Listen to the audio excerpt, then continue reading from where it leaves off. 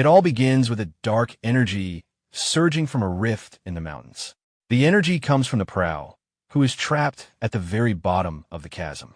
A mysterious figure asks how he is doing, addressing him as the young master of the Yang family. Realizing he is completely immobilized, the young man cries out in agony as the terrifying voice mocks his suffering. He recalls the moment a cruel tormentor took away his ability to speak with a pair of giant shears. Even though he can no longer speak, the entity claims it can hear the voice of his heart perfectly. Confused, he wonders who the mysterious voice belongs to. The prisoner falls into despair after realizing he is blind, and the voice reminds him that his sight was taken with hot iron. It continues its psychological torment, reminding him that his arms and fingers were destroyed as well. Not even his legs escaped the cruelty of those determined to break him completely. His limbs were taken one by one as he repeatedly lost consciousness from the unbearable pain. Little by little, he begins to remember what led him to such a miserable fate. The entity tells him he was too consumed by torture to notice how much time had passed. The young man asks what happened to his family, and the voice only laughs at his concern. To his horror, it reveals that his entire family has been destroyed. The entity orders him to remember everything he lost along the way.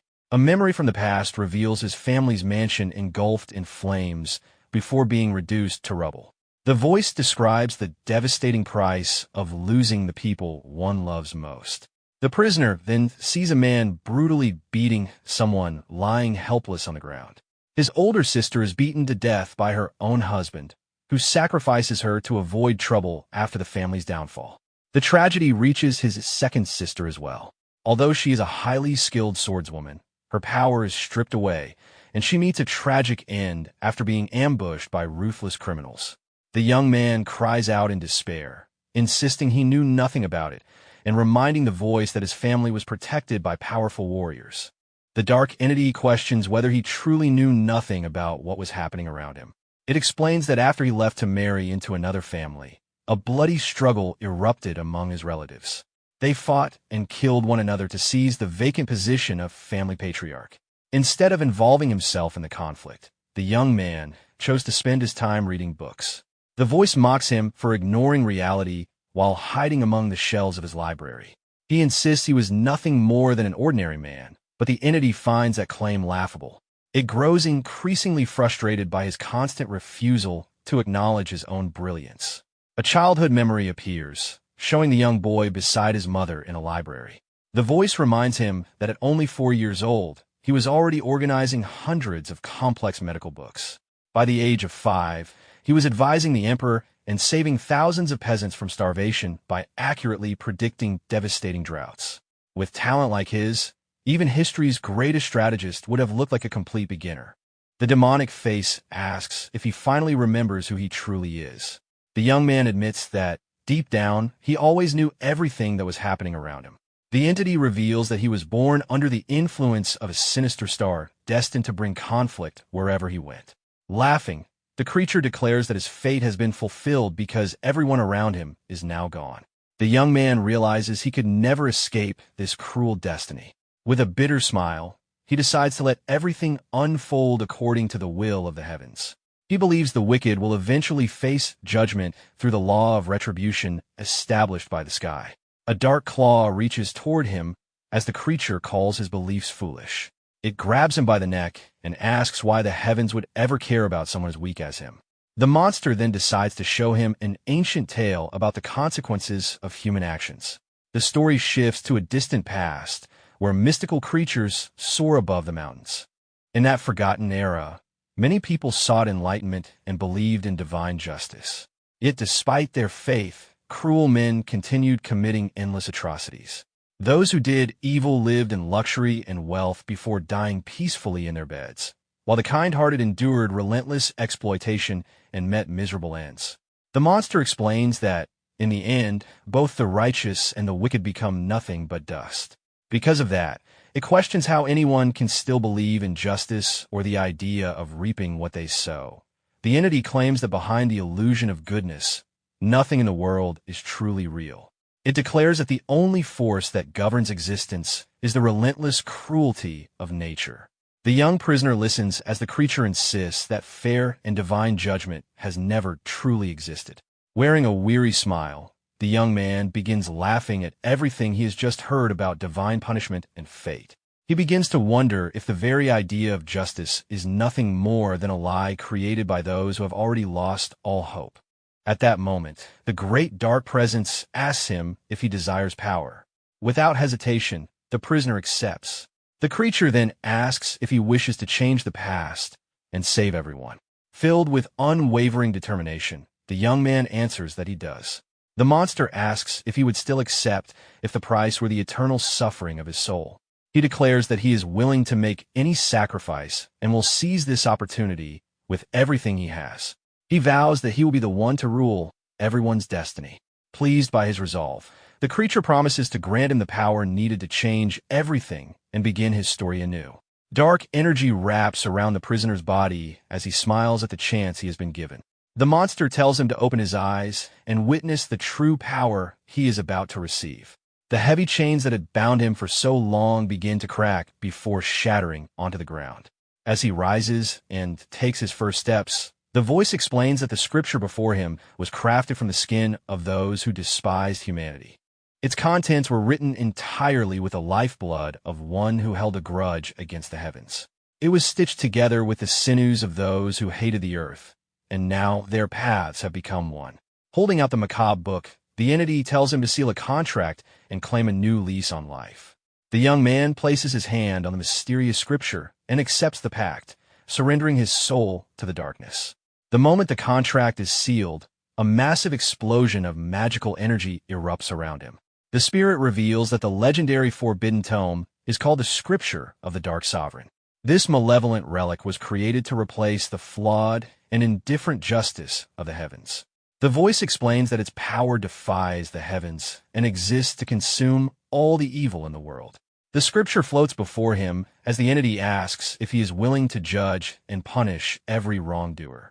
The creature promises that, with his determination and the power of darkness, no goal will be beyond his reach. The young man accepts his new role and is warned that from this moment forward, he will live immersed in the deepest darkness. The scene suddenly shifts to a close-up of a blue, eye shining with immense vitality and clarity. He is now destined to act from the shadows as the Dark Sovereign, charged with punishing all the bad karma in the world. A massive beam of light descends from the sky and strikes the Wongak Pavilion, where the young master's residence stands. The grand wooden gates swing open, revealing a peaceful courtyard bathed in sunlight. Inside, the young man lies peacefully in a clean bed. Without warning, he opens his eyes wide in shock. He quickly sits upright, drenched in nervous sweat as he struggles to process what just happened. He raises a hand to his mouth and sighs in relief after realizing he can speak again. To his astonishment, his eyesight has also returned, and every trace of torture has vanished from his body. Looking around, he finds himself surrounded by books and expensive porcelain vases inside a luxurious room. He immediately recognizes it as his old bedroom in the Wongak Pavilion. Stepping onto the wooden floor, he begins to understand that he has truly been given a second chance at life. Standing before a full-length mirror, he confirms that he has returned to the past. He realizes he is only 17 years old again, long before the tragedies that destroyed everything. Just then, a servant knocks on the bedroom door and asks if the young master had been coughing. As he approaches the door, he overhears the servants whispering about the family's future. They mock him, saying he is pathetic and will probably spend the entire day locked away reading books. One even remarks that his reputation as a genius was nothing more than a baseless rumor. The young man is surprised that he can hear every word so clearly despite the room being soundproof. He quickly realizes that his hearing is not the only thing that has changed since his return. Looking down at his hands, he sees a strange, dark energy pulsing beneath his skin. He realizes that his stamina, physical strength, and all 5 senses have improved to an unbelievable degree. He wonders if all of this overwhelming power truly comes from the legendary Jim Jinshan scripture. A mysterious purple aura begins to surge around his entire body. Seeing his reflection, he notices that his appearance, surrounded by dark energy and overwhelming intent, makes him resemble a phantom. Knowing he cannot walk around looking like a monster, He tries to relax his expression to appear like a normal person. A sinister smile spreads across his face as he reflects on his current situation. In the end, he concludes that worrying about looking human is complete nonsense. After everything he has endured, the young man finally restores his normal, pleasant appearance. Satisfied with the result, he decides the time has come to put his plan into motion. Barefoot, he takes his first steps toward the door, ready to face his new reality. He pushes open the large wooden doors, revealing the bright daylight outside. Stepping into the courtyard, he closes his eyes and quietly enjoys the warmth of the sun shining over the grand estate. The servants cleaning the courtyard immediately stop working when they see him emerge. They quickly bow and respectfully ask if he slept well. Ignoring their greetings, the young man continues walking, taking in the warmth of the sunlight. The servants quietly whisper among themselves, surprised that their master is awake so early. Looking at his hand, he remembers the freezing cold that surrounded him in the eternal darkness of his former prison. That chilling sensation completely disappears as he feels the comforting warmth of the sun. Satisfied, the young master calls one of the nearby servants and firmly orders him to gather everyone who serves under his residence. Frightened by his commanding tone, the servant stammers before hurrying to obey. A short time later, a large crowd of servants gathers in the courtyard to hear his orders.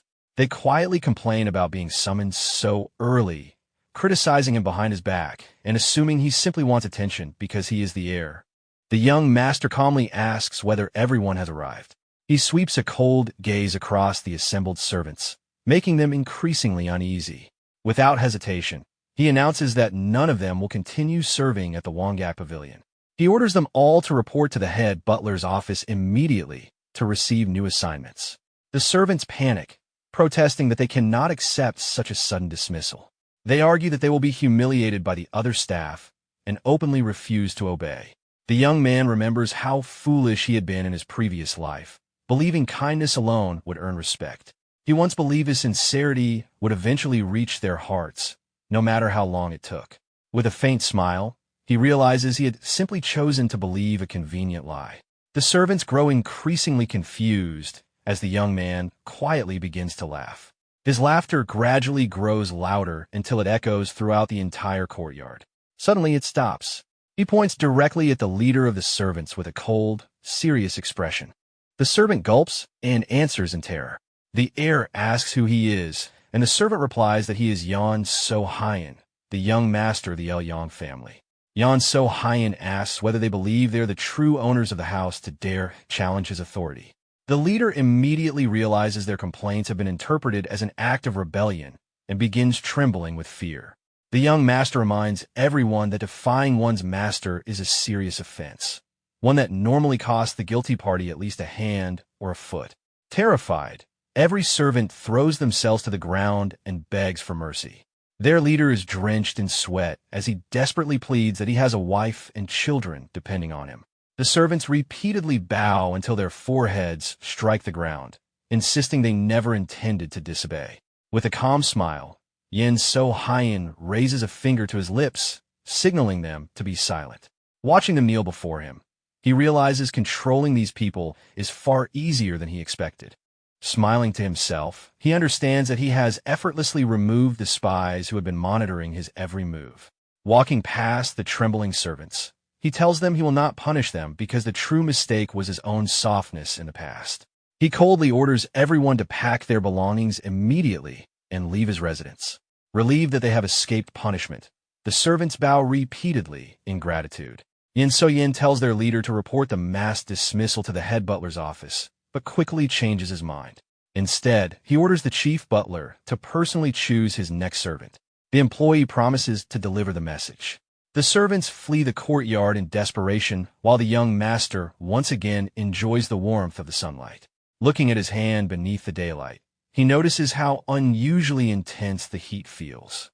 Although he can feel the sun's warmth, he realizes he cannot actually see the sun itself. As he wonders whether the sun has abandoned him, the scripture of the Dark Sovereign whispers that his destiny is now to punish evil while acting from the shadows. Elsewhere within the family estate, a guard urgently reports to the chief butler. The spy informs him that the young master has dismissed every servant and watchman assigned to his residence. The guards bow respectfully, waiting for instructions on how to respond to the young heir's actions. Hidden figures lurking in the shadows become furious upon hearing about the young master's sudden boldness.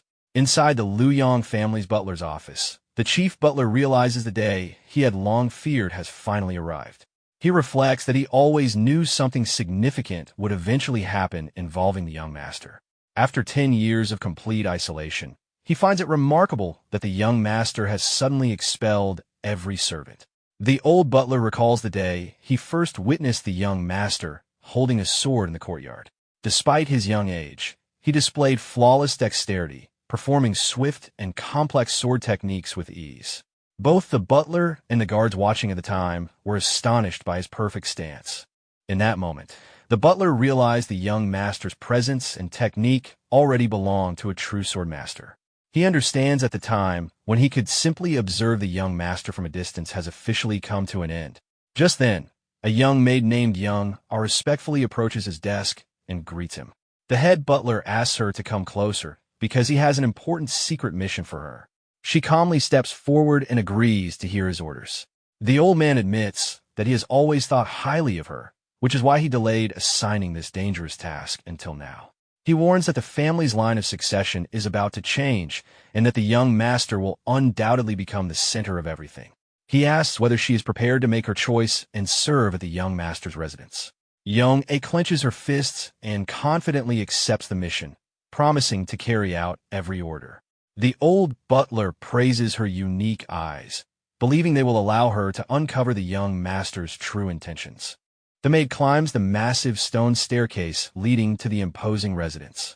Reaching the top, she carefully studies the enormous building known as the Pavilion of Original Enlightenment. Impressed by its overwhelming size, she remembers the old butler's advice about power.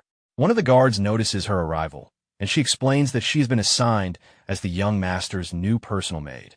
As her special golden eyes focus on the guards, she becomes irritated to see that they appear nearly asleep while on duty. However, she quickly realizes they are no ordinary soldiers but highly trained and experienced warriors. Introducing herself formally, she presents the official document bearing the head butler's seal to prove her assignment. One of the guards lazily yawns before instructing his companion to allow her through without any trouble. Yunga finds it strange that such skilled warriors would let her enter so easily and asks them to open the gate. The two sentries push open the massive wooden doors, allowing the new maid to enter. She walks along a quiet path, surrounded by a dense forest illuminated by soft rays of sunlight. Behind her, one of the guards smiles sarcastically, mentioning that he forgot to tell her one important detail. Hearing his voice, the young woman glances back suspiciously, sensing that something is wrong. Suddenly, a loud rumble echoes through the forest as the path itself begins shifting before her eyes. Yunga immediately stops after realizing the forest hides a danger she never expected. Examining the surrounding trees, she discovers they have been arranged into an intricate magical defensive formation. Activating her rare golden eyes, she knows she would become hopelessly lost without their power. An overwhelming pressure radiates from the magical barrier, making her feel as insignificant as an insect. Watching everything from afar, the young master is surprised to see the girl react to the barrier. He finds it intriguing that an apparently ordinary girl with no internal energy can perceive the hidden formation. A sudden chill runs down Yunga's spine as she senses someone silently approaching from behind. She quickly turns with a startled expression to see who has been watching her. Emerging from the drifting mist, the young master calmly walks toward her. Stopping directly in front of the girl, he quietly asks how she is able to perceive his presence. Wearing an enigmatic smile, he remarks that his new maid is a truly unusual girl. Young freezes in terror as she feels an immense dark energy radiating from the young master. In an instant, her consciousness is pulled into a terrifying illusion of endless darkness. Lost within the void, she wonders where she is before noticing a small, mysterious blue flame floating in the darkness. The blue flame suddenly transforms into a gigantic demonic eye, staring at her with a macabre and terrifying smile. The young woman snaps out of her trance in panic, only to realize she is sinking into a pool of dark, mysterious water. Countless black hands emerge from beneath the surface, reaching for her and dragging her deeper into the abyss. Younga lets out a desperate scream as the malevolent hands mercilessly pull her into the darkness. They cover her mouth, preventing her from calling for help while forcing her beneath the black water. As her consciousness begins to fade, she desperately prays for someone to save her. Stretching out her trembling hand toward the surface, she silently begs for help. At the very last moment, a strong hand grasps her fingers and pulls her free from the horrifying illusion. Yin So-yin catches the unconscious maid in his arms, rescuing her from the forest's dangerous magical formation. Observing her carefully, he remarks to himself that the chief butler has sent him a rather interesting girl. Some time later, young A awakens in a comfortable bed inside a bright, well-lit room. She quickly sits up, still dazed, wondering where she is.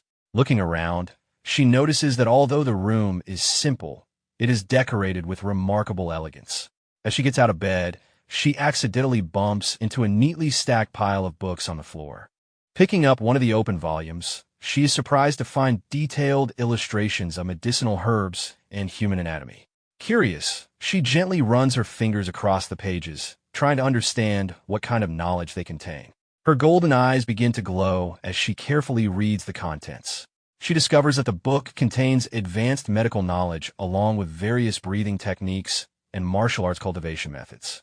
Looking around at the shelves, she wonders if every book in the room contains secrets of similar value. Younga is astonished to realize that books worthy of being stored inside the imperial palace are kept within this residence. As she reflects on her discovery, she hears someone approaching. Focusing her golden eyes toward the door, she waits to see who has arrived. Sliding the wooden door open, she is greeted by a gentle breeze carrying flower petals through the air. She sighs in admiration as a breathtaking view of the palace's inner garden unfolds before her.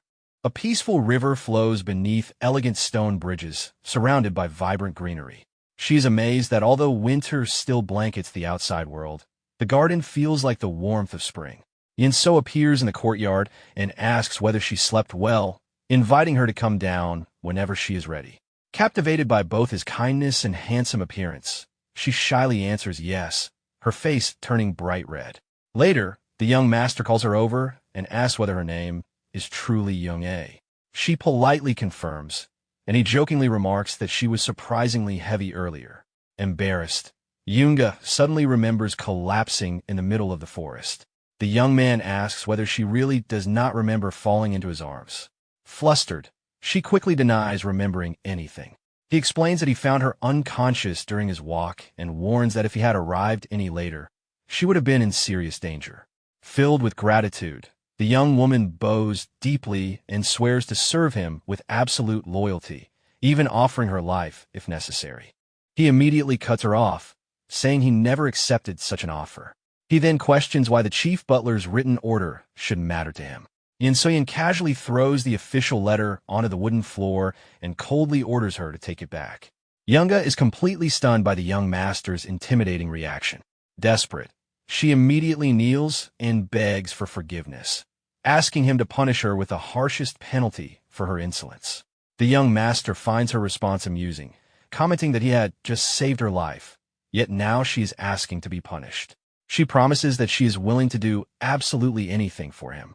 As he gazes into her golden eyes, the young man recognizes her from his previous life.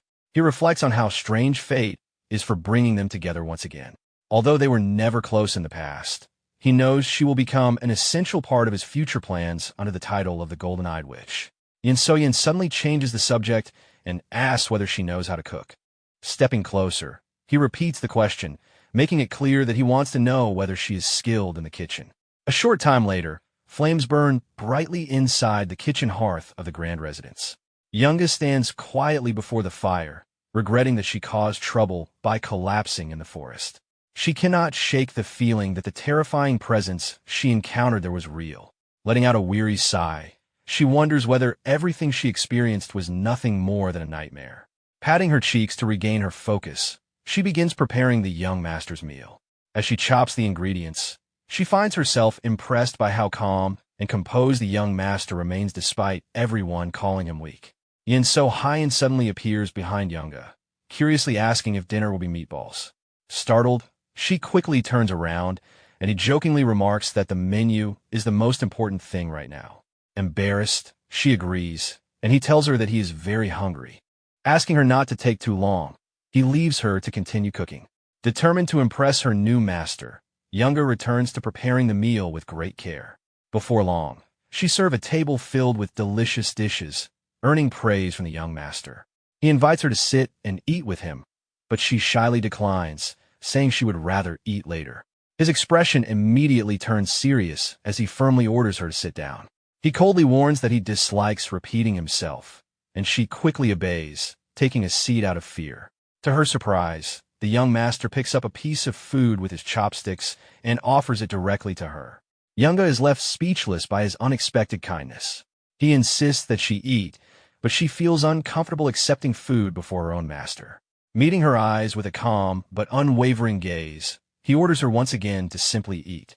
Blushing, the young woman finally accepts the food and quietly tastes it. The heir asks if it is good, and she shyly nods, making the atmosphere noticeably more relaxed. Pleased by her reaction, the young master begins enjoying the feast himself. He compliments her cooking, praising the perfectly balanced seasoning and her impressive culinary skills. The young master quickly finishes everything in front of him and holds out his empty bowl, asking for another serving. Smiling with satisfaction, he praises the seasoning again before requesting even more food. As the night goes on, he continues asking for bowl after bowl without slowing down. Eventually, Younga apologizes, explaining that all the food has been completely eaten. Accepting that there is nothing left, the young master decides to stop. The maid offers him some tea to aid digestion, but he politely refuses, saying he would rather drink wine while sitting beneath the full moon on the roof. He finds it strange that he is still so hungry and begins blaming the power of the dark scripture. He wonders whether the price of obtaining such overwhelming power, capable of bending time itself, is an endless, insatiable hunger. Without warning, several dark hands emerge from the shadows and cover the young man's face. A sinister voice whispers that it is not that simple. A demonic expression spreads across his face as the shadows continue whispering into his ear. Under the bright moonlight, Yin So Hyan becomes completely engulfed in thick black smoke. His eyes turn entirely black as the darkness seizes control. The evil spirit whispers beside him, warning that the time to act has finally arrived. It commands him to begin the feast. The young master launches himself high into the air with tremendous force before racing through the night at incredible speed, eager to begin his macabre feast of power. The scene shifts to a crowded and lively tavern in the center of Luoyang City. The tavern owner informs an important customer that every table is occupied, but the man insists that one table is still empty. The employee desperately tries to stop him from entering, but the customer ignores him and walks inside. Dressed in blue, the man enters the tavern in irritation, only to freeze the moment he looks toward the empty table. His expression instantly turns to pure terror. He sees sharp teeth tearing into raw meat while blood-covered hands ravenously devour the food. Yin So Hyan is eating raw meat with his bare hands. Wearing a completely deranged and terrifying expression, the young man repeatedly mutters that it is still not enough to satisfy his endless hunger for power. The customer watches the grotesque scene in cold sweat, completely paralyzed by fear. His legs shake uncontrollably as he stammers that the young master looks like a ravenous phantom that escaped from the underworld. Unable to bear the sight any longer, the man runs from the tavern screaming that a horrifying demon has appeared inside. Yin So ignores the panic and continues devouring the raw meat with savage intensity, consumed by the darkness. Suddenly, he rises from the table, startling everyone inside the tavern. His expression gradually returns to normal as he calmly wipes the remnants of the gruesome meal from his mouth. He slowly walks toward the tavern's exit, his enormous shadow stretching across the wall. Every customer watches in silent terror, unable to move after witnessing the horrifying scene. Stopping before the tavern's manager, Yin So Hyan calmly asks for the total cost of the meal. The manager trembles uncontrollably and struggles to form a complete sentence under the young master's overwhelming presence. With a faint dark smile, Yin So-hyun tosses a pouch of money to the manager, assuring him that it is more than enough to cover the bill. The manager and the customers nervously thank Yin So-hyun, while quietly whispering that the young man resembles a true phantom. Later, while sitting on the rooftop beneath the full moon, the young master complains that he is still hungry despite devouring an enormous amount of food at the tavern. He wonders if he has truly become a ravenous phantom of the underworld, and whether anything could ever satisfy his endless hunger. Trying to regain control of his thoughts, he shakes his head to drive away the disturbing hallucinations. At that moment, a distinct scent drifts through the air. Curious, he wonders where the alluring fragrance is coming from. A wicked smile spreads across his face as he realizes a delicious aroma is filling the night. Excitement overtakes him as he believes he has finally found the perfect feast to satisfy his dark hunger. In a nearby alley, the sounds of violent blows and desperate cries echo through the quiet streets of Luoyang. A merchant is brutally thrown onto the ground by a group of ruthless tax collectors from the Blackbone faction. They mock the injured man, asking if he truly believed he could steal from their boss. The bloodied merchant crawls across the ground, angrily protesting the outrageous interest imposed by the criminals. One thug stomps on the merchant's injured hand, demanding silence as the man screams in agony. The gang's leader orders the beating to stop and tells his men to retrieve the merchant's identification plaque lying nearby. Picking up the wooden plaque, he laughs, knowing it gives him complete control over the merchant's life. He cruelly declares that he can now sell the man's shop, wife, and children to repay the debt. The merchant desperately begs them to spare his family and take only him, promising to accept any punishment. The collectors continue kicking him, mocking him by saying his old body is worthless on the slave market.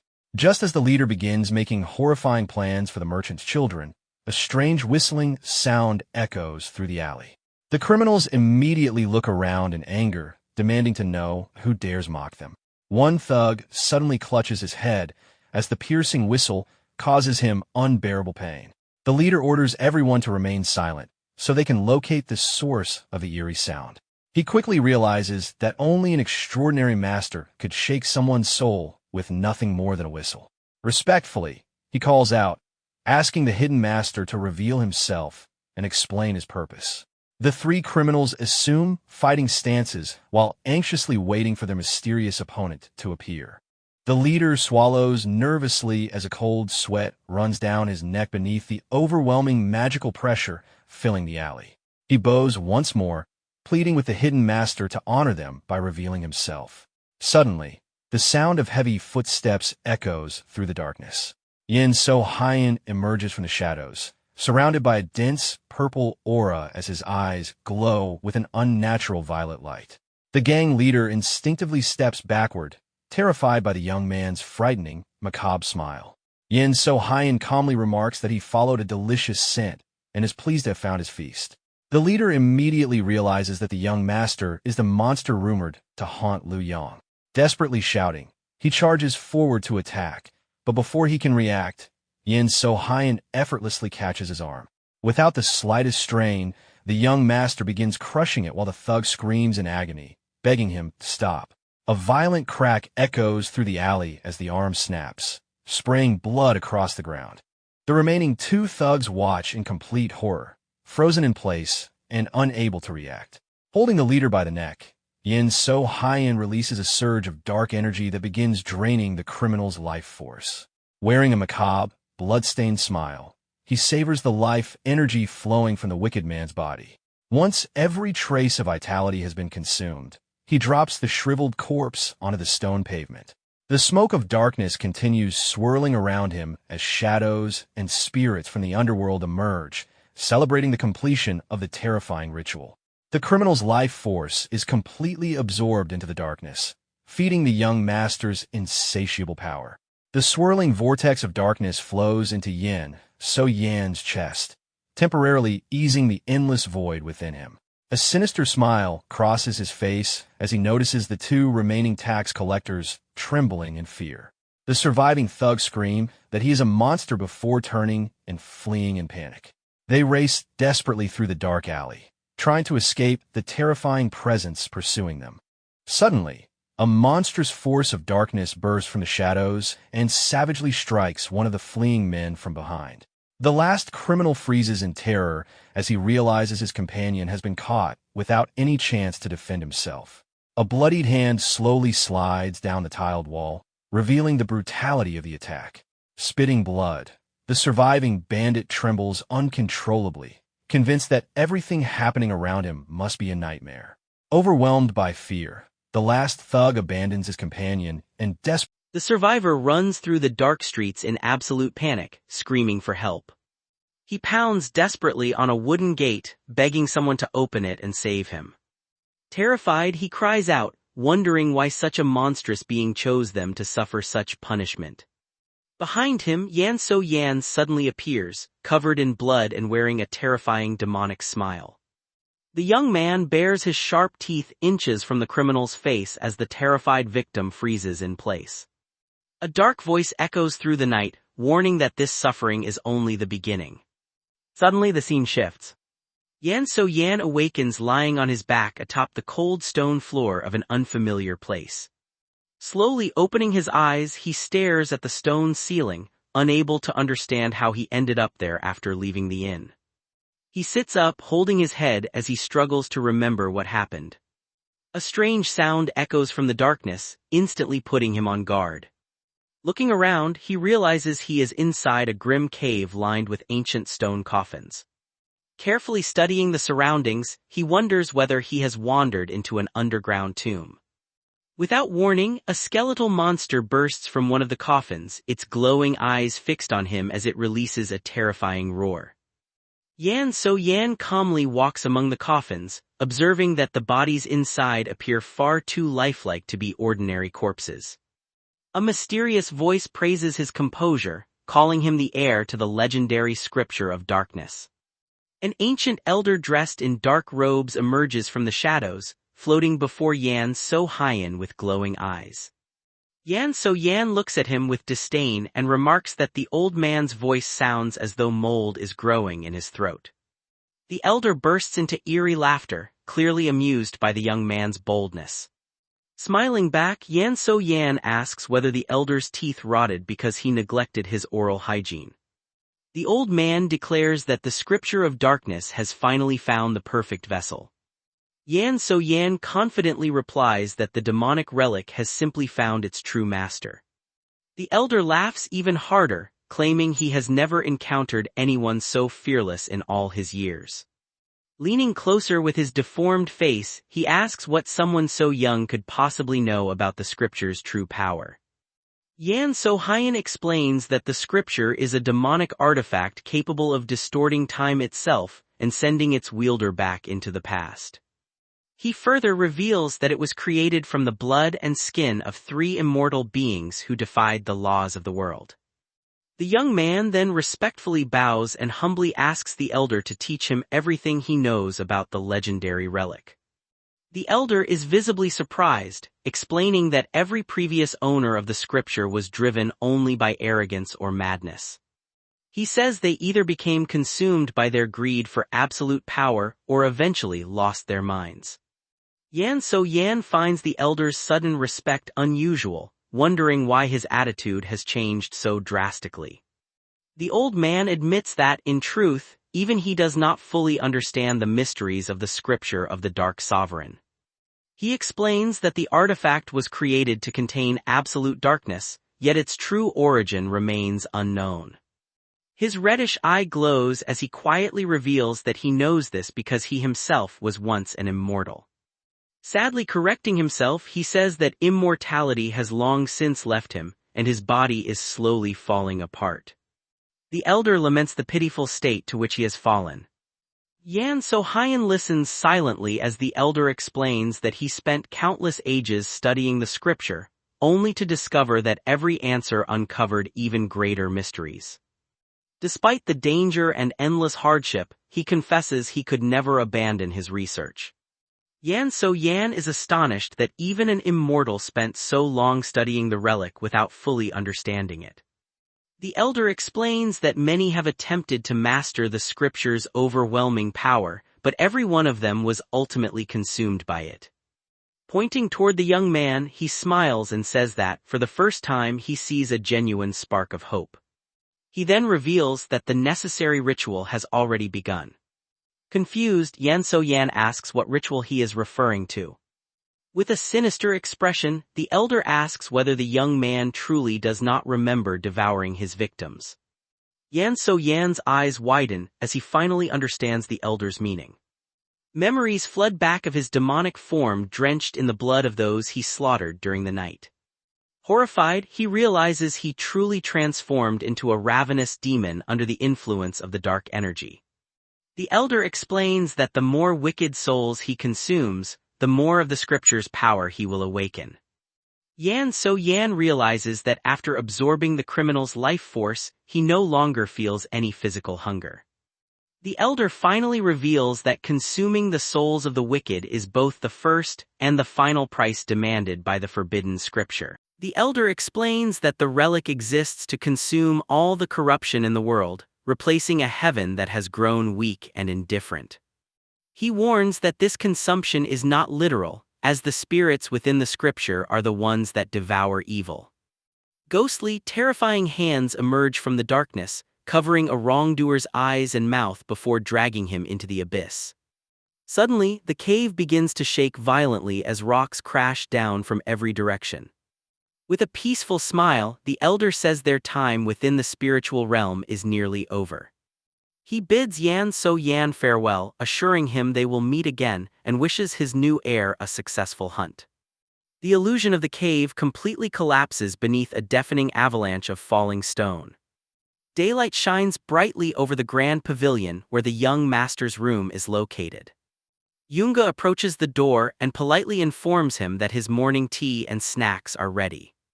From inside, Yan So-yan calmly tells her to leave everything on the table, and she quietly obeys. As she enters, she notices dozens of scrolls and martial arts manuals scattered across the floor. Yoonga immediately realizes the books are priceless and that an ordinary person would be executed simply for reading them. She also notices how little the heir cares about proper etiquette. He insists on cooking with her, picking vegetables from the garden himself, and eating every meal alongside his servants. Watching him prepare the food, she finds it strange that someone of such high status is so accustomed to ordinary chores.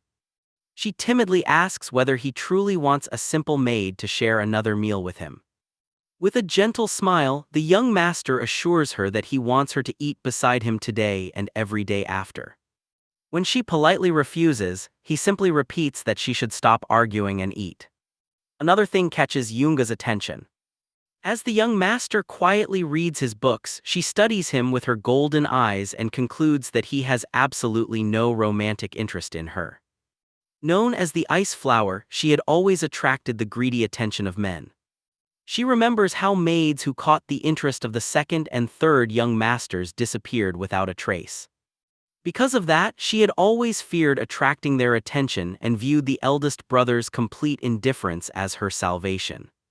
She begins wondering whether accepting the butler's recommendation to serve the eldest heir was truly the right decision.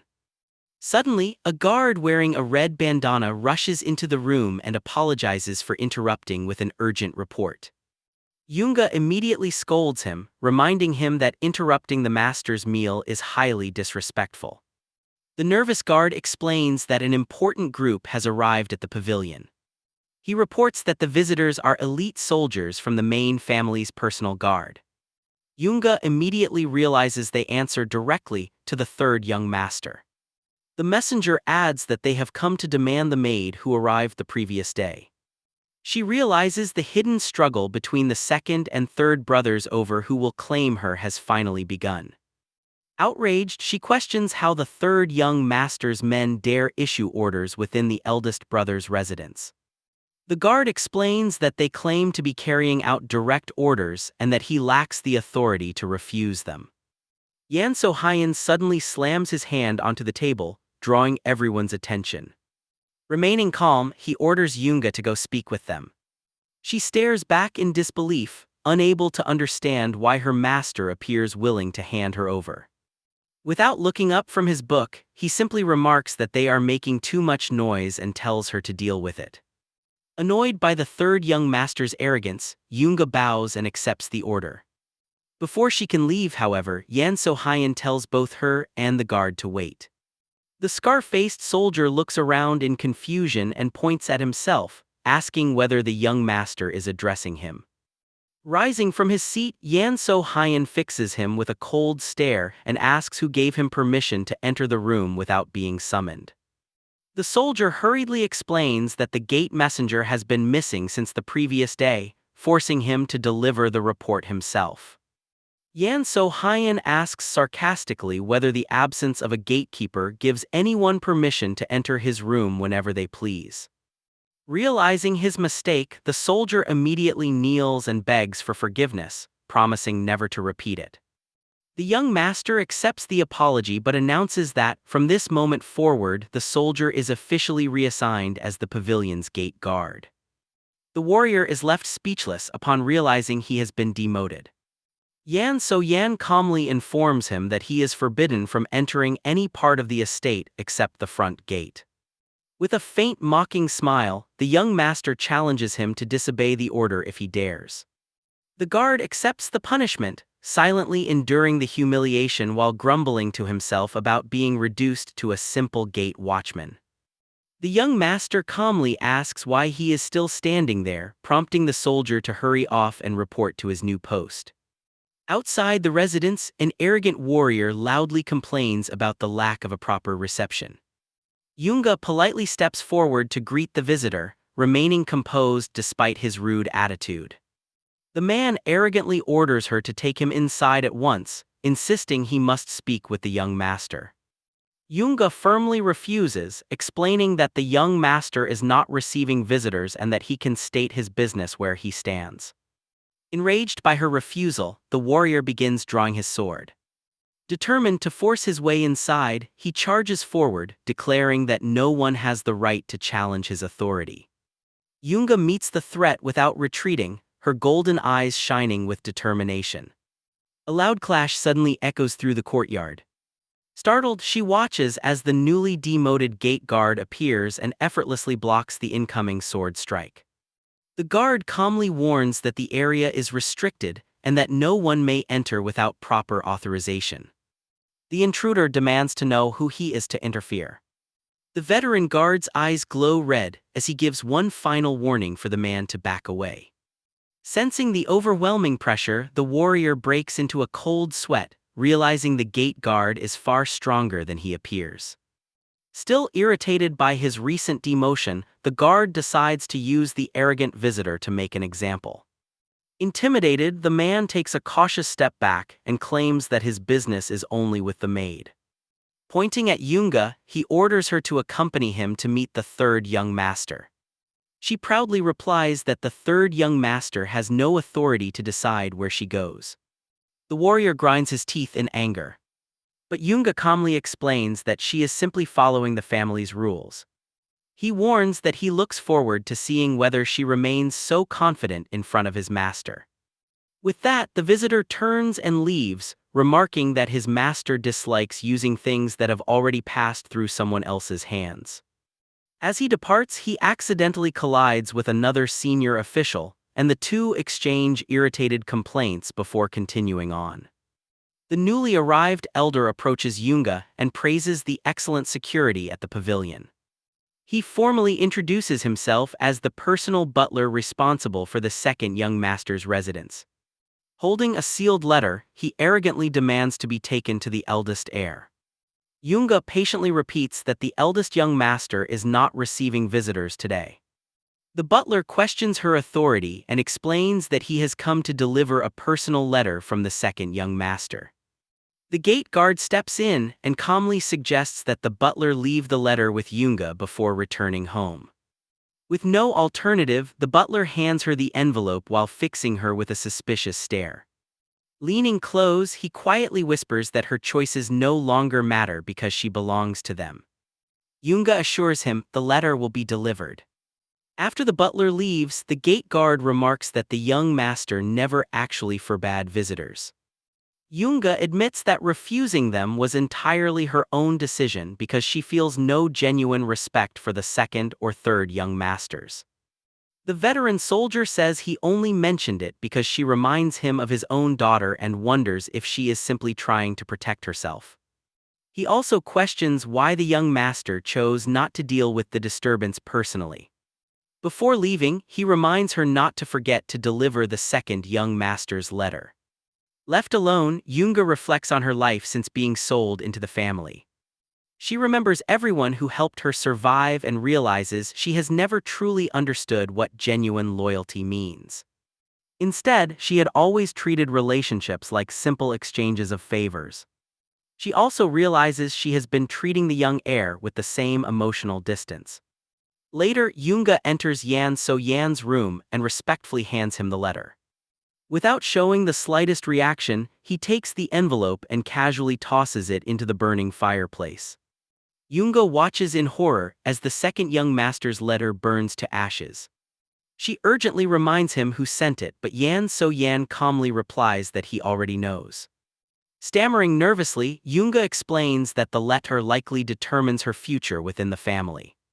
She anxiously asks whether he is certain there will be no consequences for burning it without reading it. Yan So-hyun replies with disdain that if the matter had truly been important, his brother would have come to speak with him personally. He then catches Yunga off guard by asking why she never opened the letter herself if she was so concerned about its contents.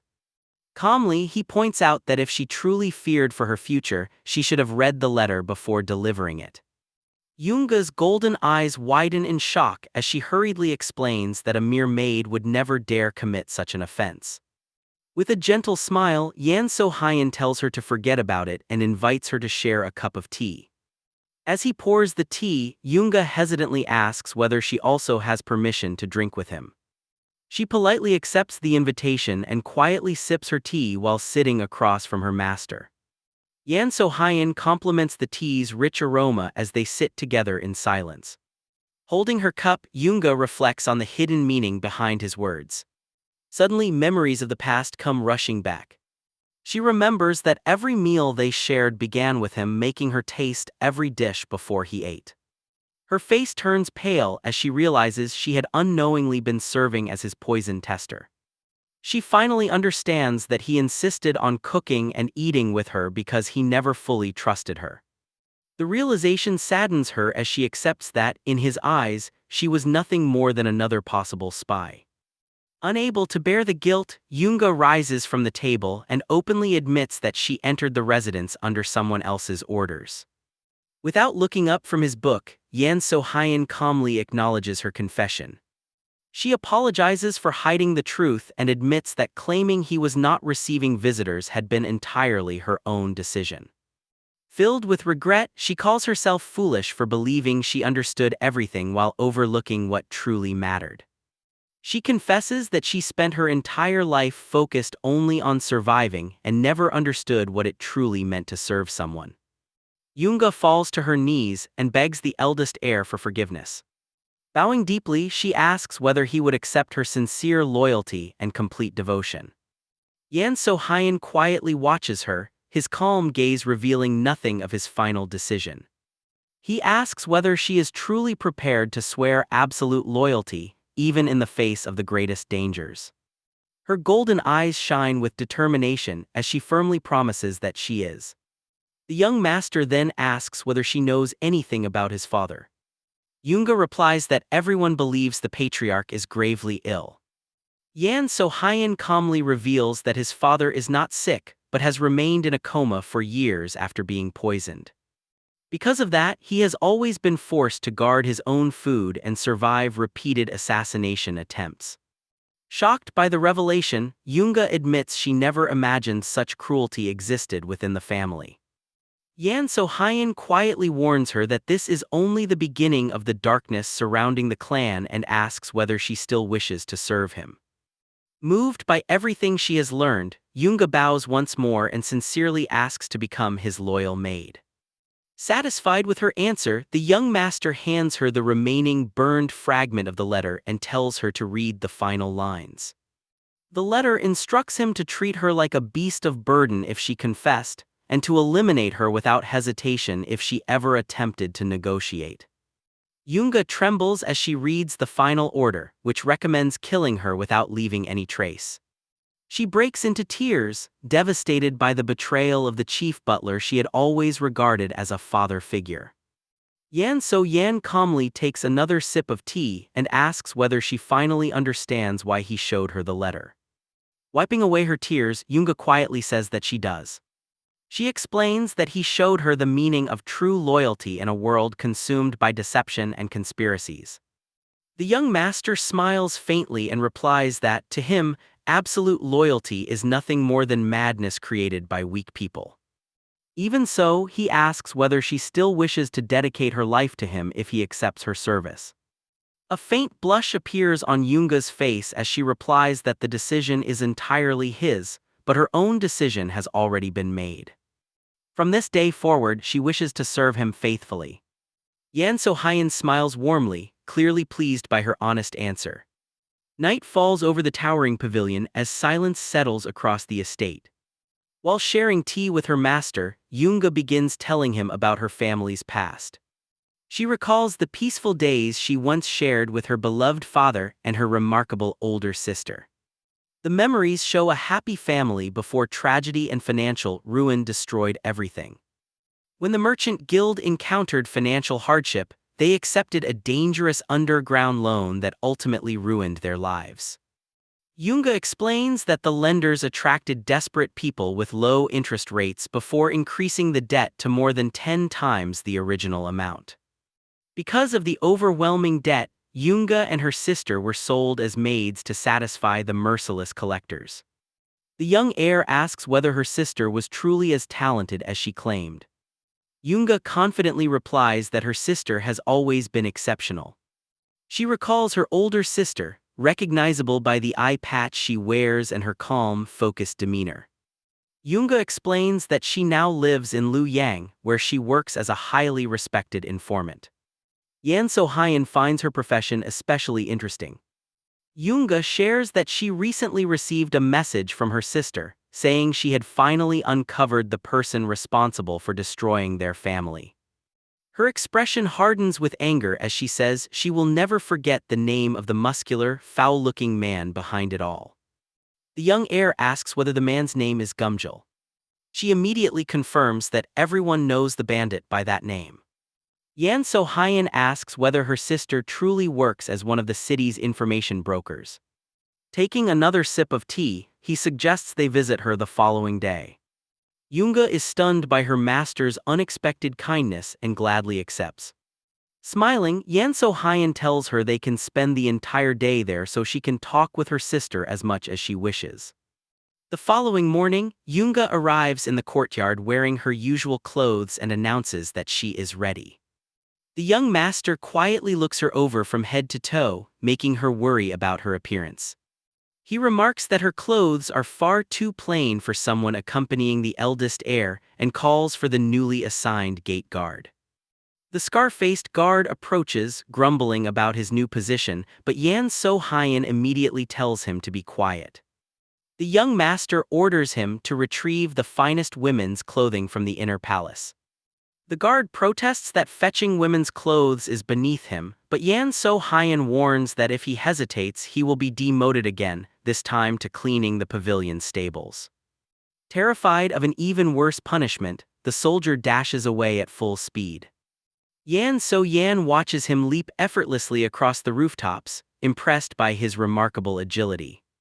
Meanwhile, the guard silently vows to endure the humiliation a little longer. A short time later he returns empty-handed, explaining that the palace staff refused to release the garments. Yan So-yan falls silent in thought. Yunga quietly suggests leaving as they are since it is already getting late. The young master suddenly reaches into his robe, remembering something important. Without warning, he smacks the guard on the forehead with a heavy golden object. Startled, the soldier examines it in disbelief. Yan So-yan calmly tells him to return and present the official seal. Growing impatient with the complaints, he gives the guard a light kick and orders him to hurry back. Watching the exchange with wide eyes, Yunga asks whether that object is truly what she believes it to be. Yan So Hyen calmly confirms that it is the official seal of the family patriarch. Shocked, she asks why such an important symbol of authority is in his possession. The young master explains that with his father lying in a coma, the patriarch's seal naturally remains with the eldest son. The sacred seal of the Liu Yang sword family is a mystical artifact of supreme authority bestowed directly by the emperor. Yan So Hyen casually admits that he has used the seal since childhood for ordinary errands like buying books and brushes. Yunga is left speechless by how casually he treats such an invaluable treasure. Soon afterward, the elegant housekeeper Wu Huan arrives with several maids carrying large chests filled with luxurious fabrics. The young heir smiles and remarks that everything would have been much easier had they cooperated from the beginning. Although visibly frustrated, Wu Huan remains respectful, asks for permission to leave, and quietly withdraws. The courtyard is soon filled with chests overflowing with expensive clothing and accessories prepared exclusively for Yunga. Looking over the luxurious silks, she hesitates, saying such elegant garments are far beyond the station of a simple maid. Yan So Hyen assures her that she will wear clothes like these often from now on because she is under his protection. Deeply moved by his generosity, Yunga clasps her hands tightly and bows in heartfelt gratitude. The story then shifts to the prosperous city of Liu Yang, the empire's greatest center of commerce and trade. As they walk through the busy streets, passers-by stop to admire the distinguished group. Many people openly praise Yunga's remarkable beauty. One man quickly warns his friend not to stare too long, reminding him that the guard accompanying the beautiful young woman belongs to the powerful and feared Liu Yang sword family. The guard walks beside Yunga through the busy marketplace, quietly grumbling about having to serve as a personal bodyguard. Suddenly, Yan So Yan announces that he has a personal matter to attend to and says he will meet them later. The guard panics, asking whether the young master truly intends to leave his own protector behind. Yan So Yan calmly confirms it and orders him to focus entirely on protecting Yunga. In the blink of an eye, the young master vanishes without a trace, leaving the veteran warrior completely stunned. Frustrated, the guard tells Yunga he must leave her briefly to track down his master. Smiling reassuringly, she tells him she can protect herself and urges him to focus on the person she admires most. The guard immediately leaps onto the rooftops, determined to find the young master's trail. He races across the city's rooftops at full speed, scanning every corner for any sign of him. After searching in vain, he realizes the young master has disappeared without leaving the slightest clue. A cold sweat runs down his face as he begins to question who Yan So Yan truly is. The long-haired young master arrives before an old wooden gate that slowly creaks open. A beam of light spills into the dark, dusty interior as he steps inside. A voice welcomes him, saying that he has finally arrived. An elderly man covered in scars greets him respectfully and invites him inside. The old artisan suddenly cries out in horror when he sees the complete destruction of his courtyard. Realizing the Black Bone sect has attacked his home, he rushes inside to find his family. His wife and children run toward him, overjoyed that he has returned safely. The family embraces tearfully, grateful that everyone survived the attack. The young master quietly watches the emotional reunion without interrupting.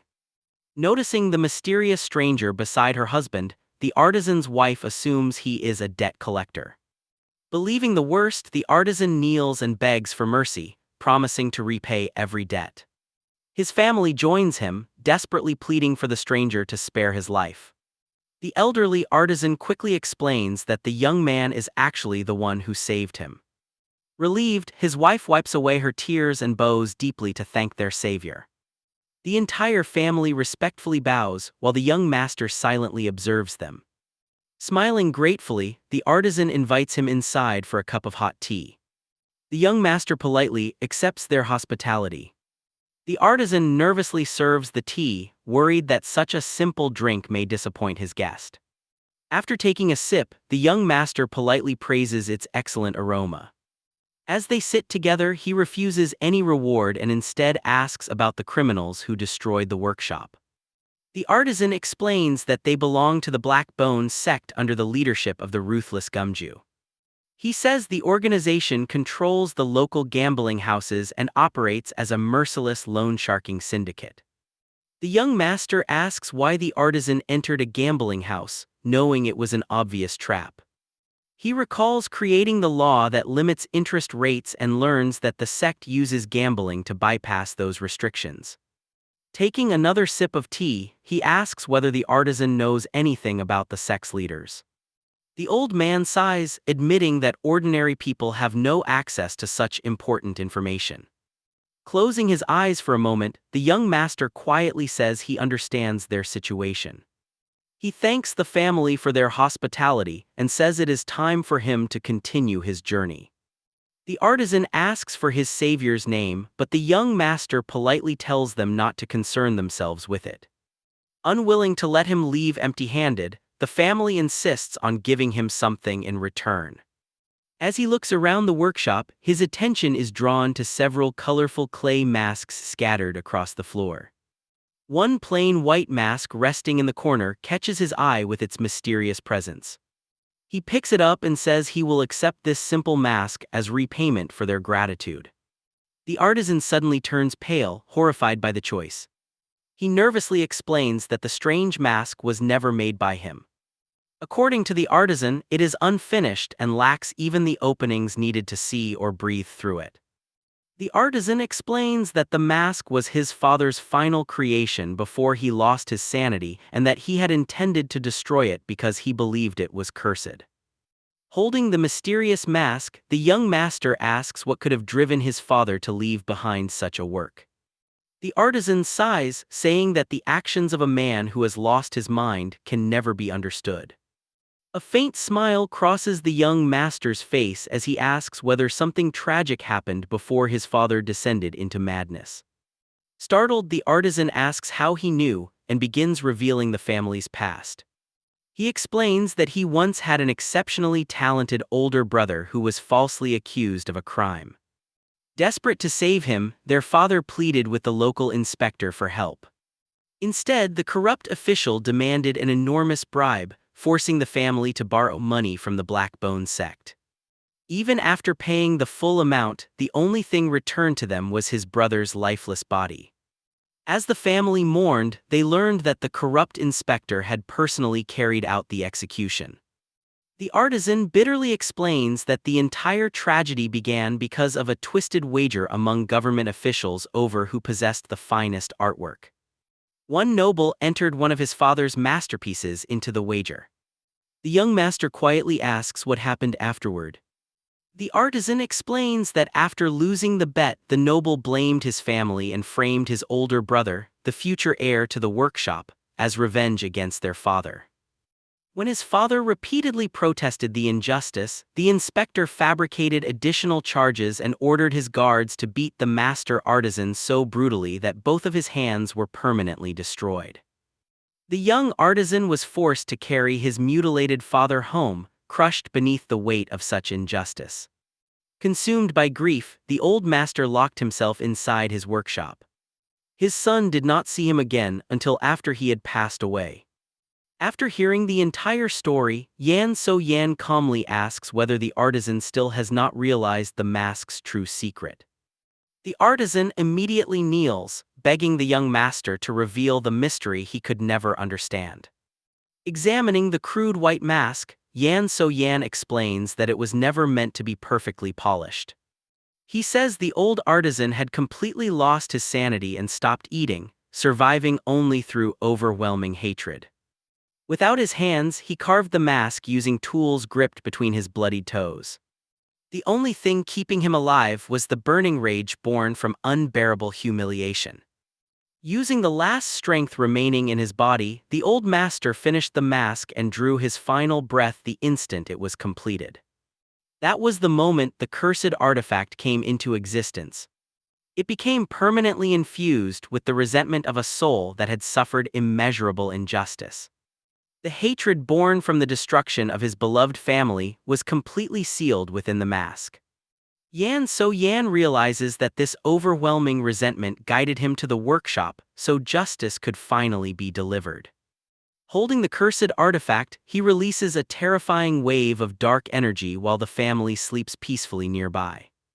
The artisan's wife rests quietly, finally freed from the burden that had haunted their family for years.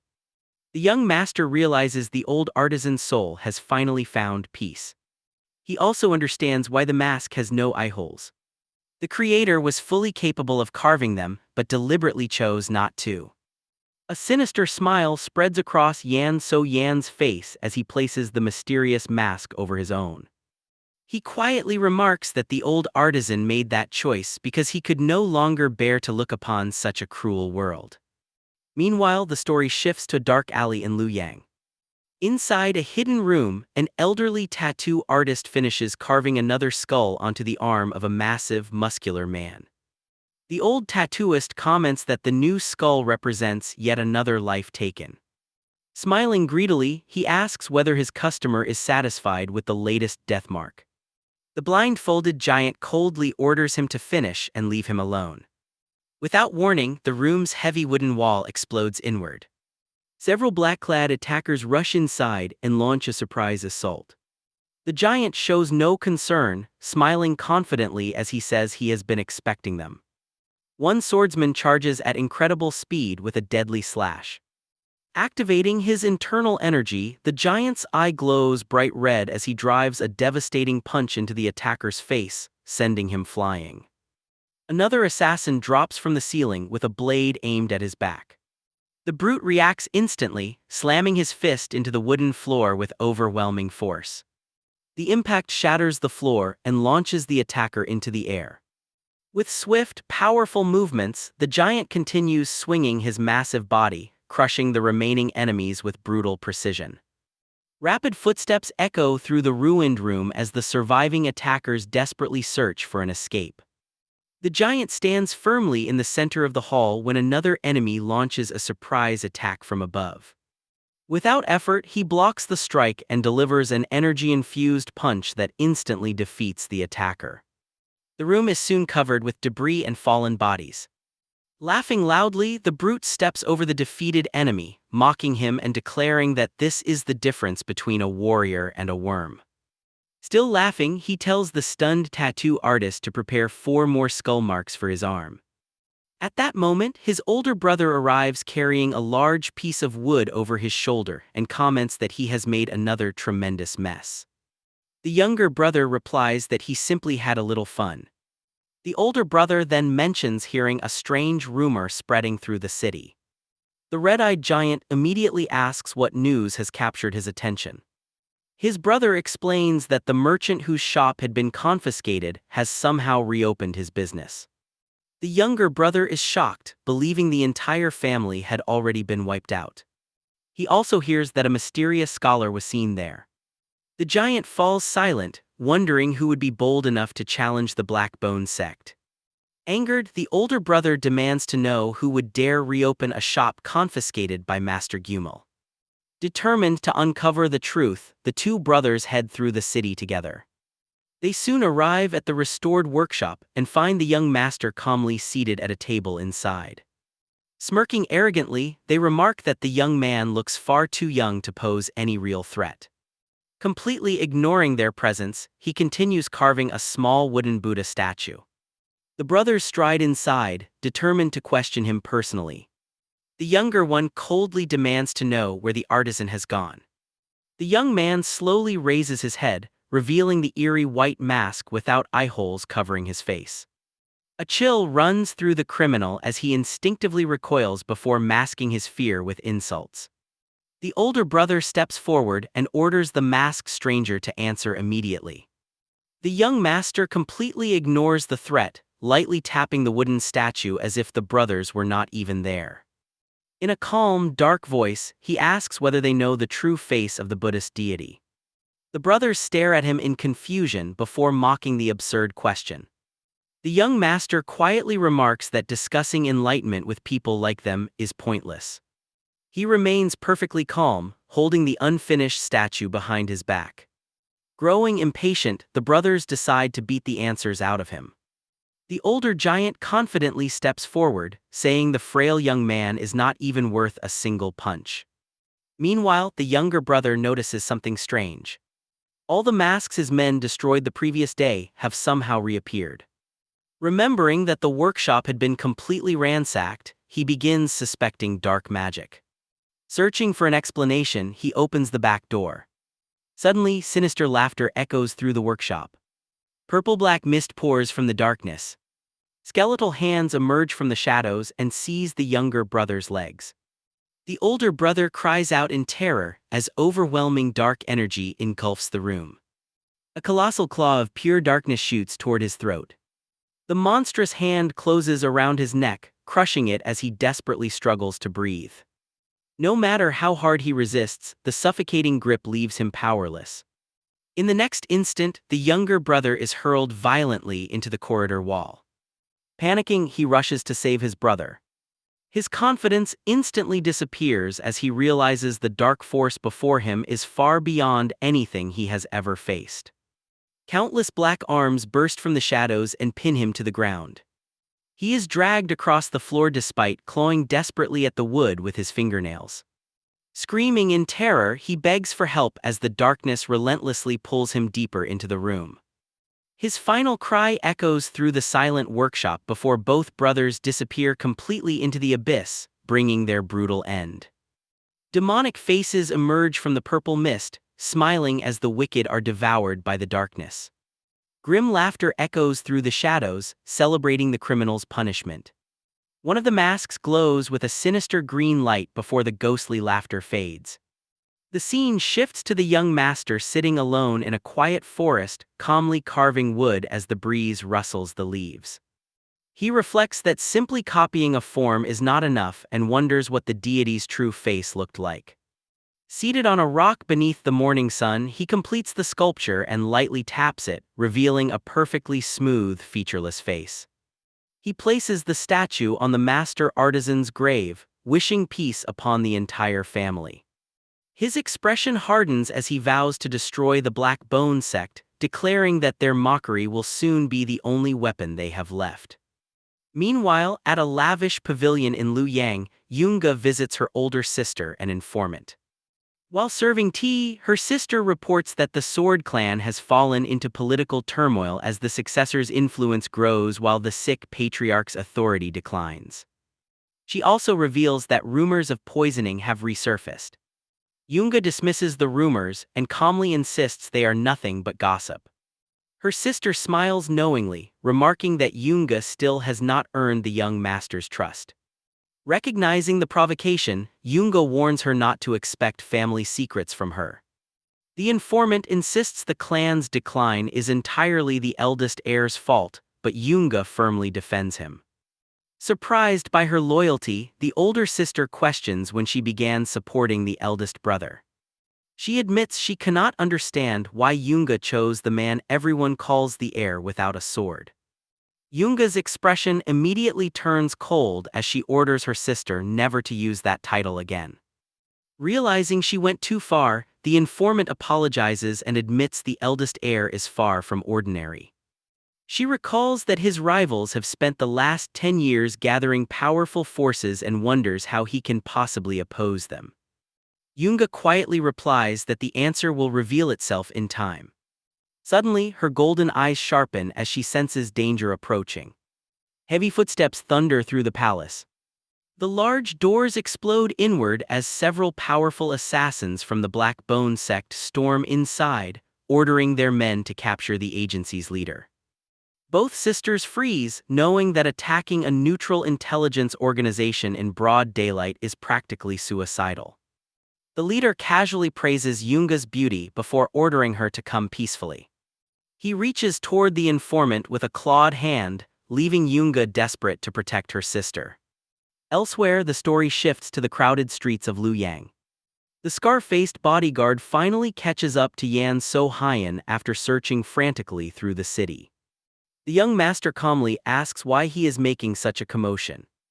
Out of breath, the guard apologizes and explains that he has been worried about Yunga while Yan So-hyun continues eating his meat skewer without concern. Yan So-hyun smiles faintly and asks whether Yunga is truly in any danger. The guard is confused by his calm confidence, unaware that the young master has already anticipated everything happening at the pavilion. Back at the agency, Yunga grabs her sister's metal pipe and calmly says she is borrowing it. She spins it with practiced precision and strikes the nearest assassin across the neck, knocking him unconscious in a single blow. The remaining thugs hesitate, shocked by the maid's unexpected skill. Holding the pipe like a staff, Yunga calmly faces the 5 remaining enemies. Their leader mocks her, claiming that someone without martial arts training stands no chance. Her sister grows anxious, knowing Yunga lacks a true warrior's strength. Without taking her eyes off the enemies, Yunga asks how long she must hold them off. Her sister replies that the palace's hidden defenses will activate in 15 minutes. The assassins charge together. As a heavy punch flies toward her face, Yunga's golden eyes glow, allowing her to read every movement. She effortlessly slips past the strike and counters with a precise blow beneath the attacker's chin. Another thug realizes she is no ordinary maid and orders everyone to attack without restraint. Yunga continues weaving through every assault, landing clean strikes that send one opponent after another crashing to the floor. Her sister watches in disbelief, amazed that Yunga can defeat elite fighters simply by reproducing techniques she has only observed. Enraged, the leader draws his sword and lunges forward. Ignoring her sister's desperate warning, Yunga calmly avoids the blade, strikes him across the face, then follows with a rapid series of attacks that finally knock him unconscious. The last enemy falls, ending the battle. Breathing heavily, Yunga admits she never learned martial arts and merely copied what she had seen. Her sister realizes Yunga's extraordinary eyes allow her to perceive techniques with unbelievable precision, though she still lacks the strength to kill an opponent. The office falls silent as the defeated assassins lie scattered across the floor. Heavy footsteps suddenly echo from the entrance. Yunga immediately recognizes the voice and stiffens in fear. Gungju enters with several elite subordinates, mocking the embarrassing defeat of her own men. Dressed in elegant red robes, she sarcastically remarks that the palace offers a poor welcome before ordering her incompetent subordinates to leave. The informant demands an explanation and warns that such actions will have consequences. Ignoring the warning, Gungju casually complains that no one even offered her a cup of tea. The informant calls her delusional, but Gungju smiles and mocks her for falling behind. Laughing, she remarks that if she had truly come with hostile intentions, her rival would already be dead. At that instant, one of her assassins launches an almost invisible strike toward the agency's leader. The informant is caught off guard as a nearly invisible strike grazes her cheek, leaving a thin trail of blood. Gungju praises her composure, remarking that she never even blinked and says she wishes her own men had such courage. As she strolls through the room, she mentions that her tax collectors have recently suffered repeated ambushes. The informant calmly replies that such losses are the natural price of aggressive expansion. Gungju claims she suspects the informant is behind the attacks, but the accusation is dismissed as nothing more than baseless speculation.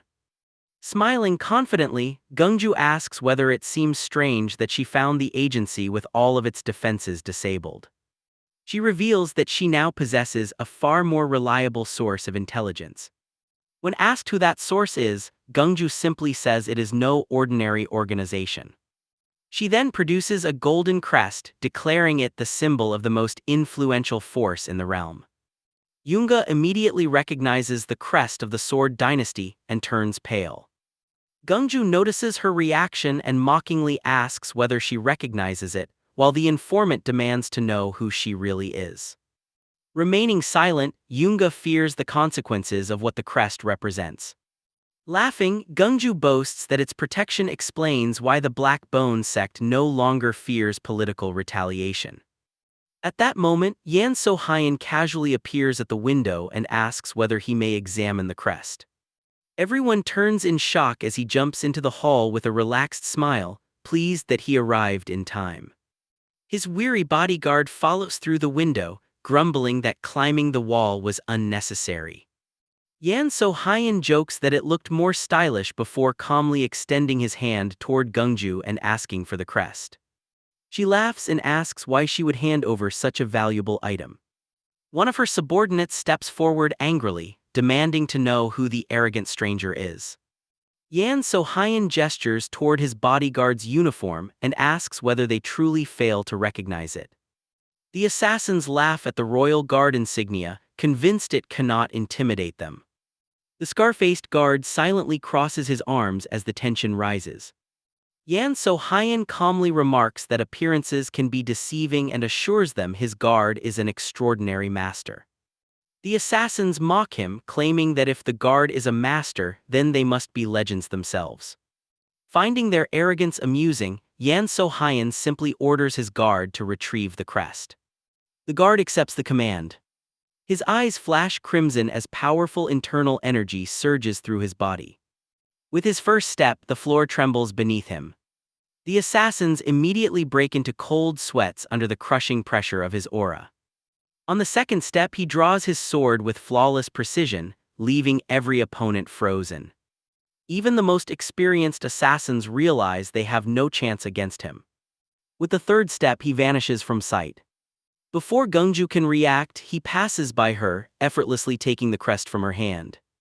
He lands gracefully and kneels before Yan So-hyun, presenting the recovered artifact.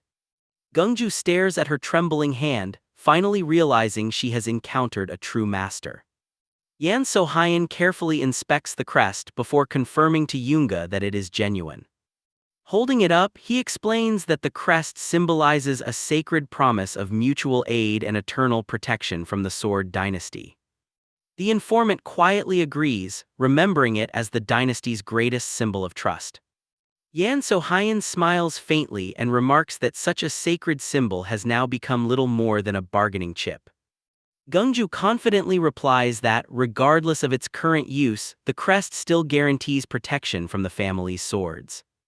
He acknowledges that violating its authority would damage the clan's reputation, but warns that they should not rely on its protection forever. Smiling wickedly, Gungju remarks that she finally understands why he is known throughout the land as the heir who never wields a sword. Yan So-hyun calmly meets Gungju's gaze and confirms that he is indeed the eldest heir. The blonde bursts into laughter, mocking his dramatic entrance and calling him a coward who should stop wasting time and continue watching his family's downfall.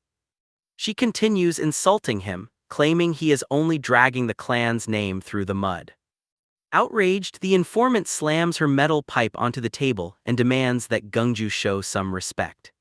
She furiously reminds everyone that, regardless of the rumors, Yan So-hyun remains the rightful heir of the Great Sword Dynasty. Gungju scoffs, questioning whether anyone could truly see strength in a man she considers weak and inexperienced. Holding up the golden crest, she boasts that the second brother's influence far surpasses the eldest heir's empty authority. Her attention suddenly shifts to Yoonga standing quietly behind Yan So-hyun. After carefully examining her, Gungju smiles and declares that she has found the fugitive maid the second brother has been searching for. Yoonga remains silent, overwhelmed as her past is exposed before everyone.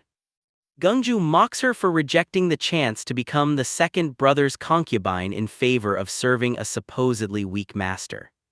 She goes even further, treating Yoonga as though she were nothing more than a toy. Unable to endure the insults, Yoonga's golden eyes shine as she firmly declares that a vulgar criminal has no right to judge her master. Gungju dismisses her words, listing Yan So-hyun's supposed weaknesses and reminding everyone that even his own family considers him a coward. She adds that even he is still above a maid with no background. The cruel words leave Yoonga speechless. Throughout the empire, the title heir without a sword has long been used to ridicule Yan So-hyun. Seeing Yoonga unable to answer, Gungju challenges her to defend him. Yoonga silently fights back tears, knowing her master is no coward, yet lacking the power to prove it.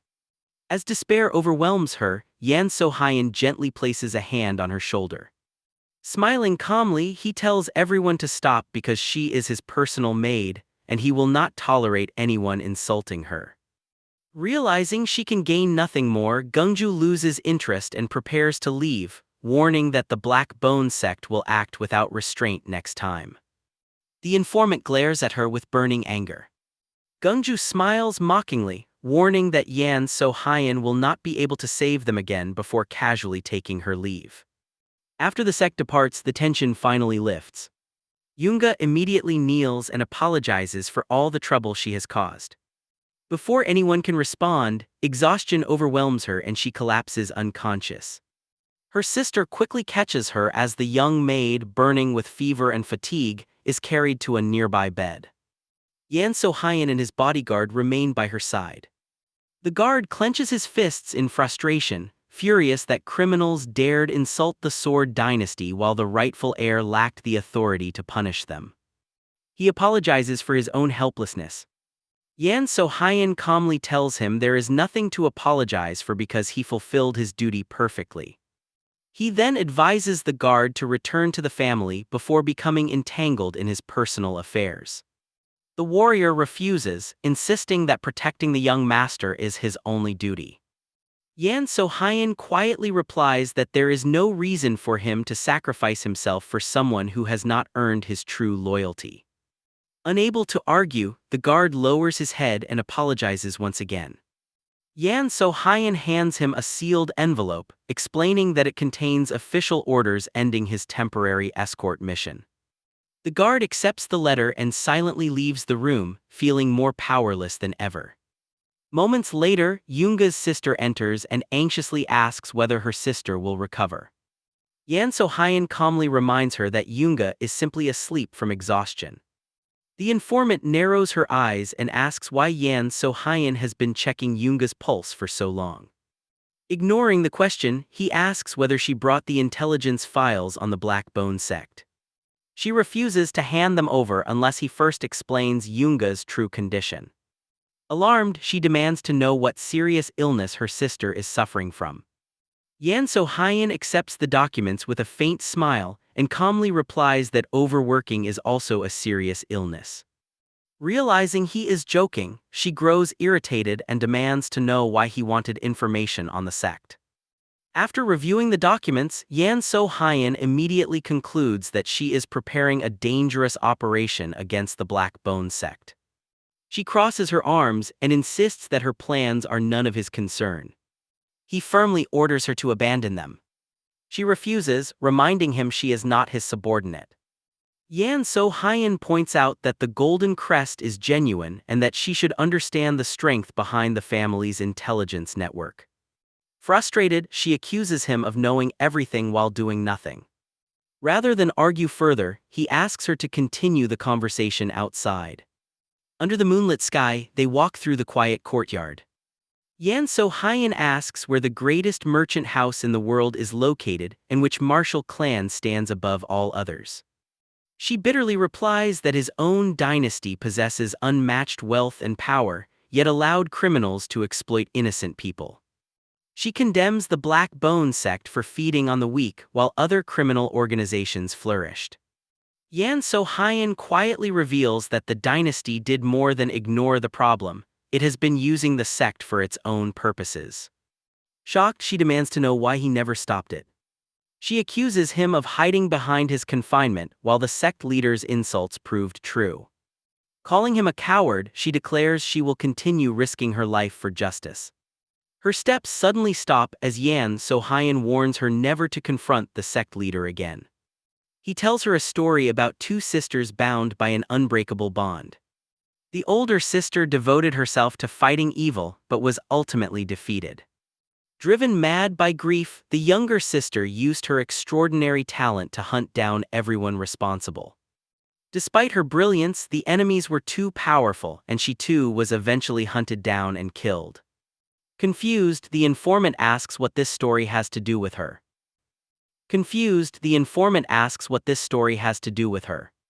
Yan So-hyun quietly explains that history never remembered their names or noble intentions.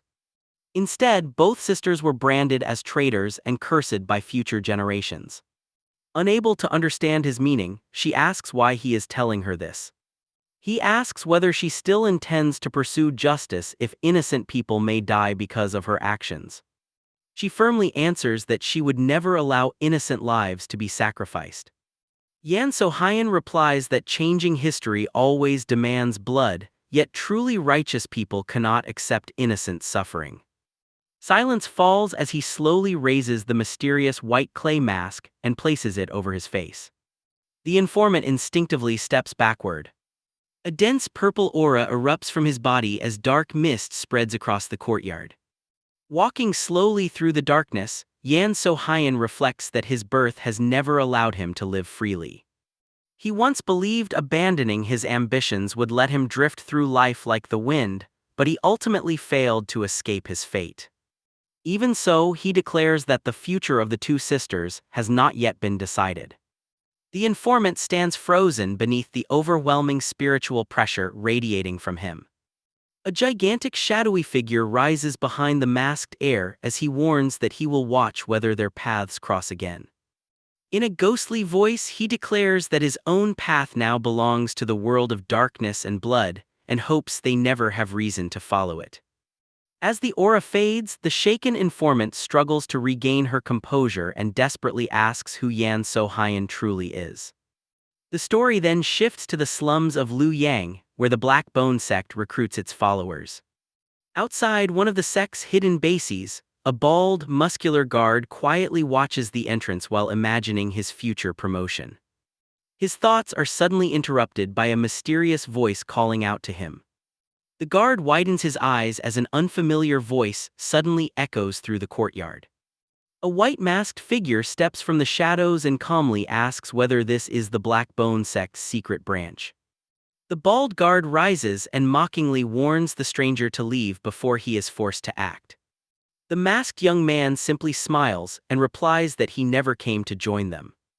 Amused, the thug challenges him to withstand 2 punches, promising to recommend him to the sect if he survives. The masked man shakes his head, remarking that the guard still has no idea what is about to happen. Enraged, the thug throws a powerful punch, demanding to know why he has come. Yan So-hyun effortlessly avoids the attack. In the next instant, he appears on the man's shoulders, leaving the guard completely bewildered. Gripping his head, he coldly declares that he came for only one reason: to consume them all.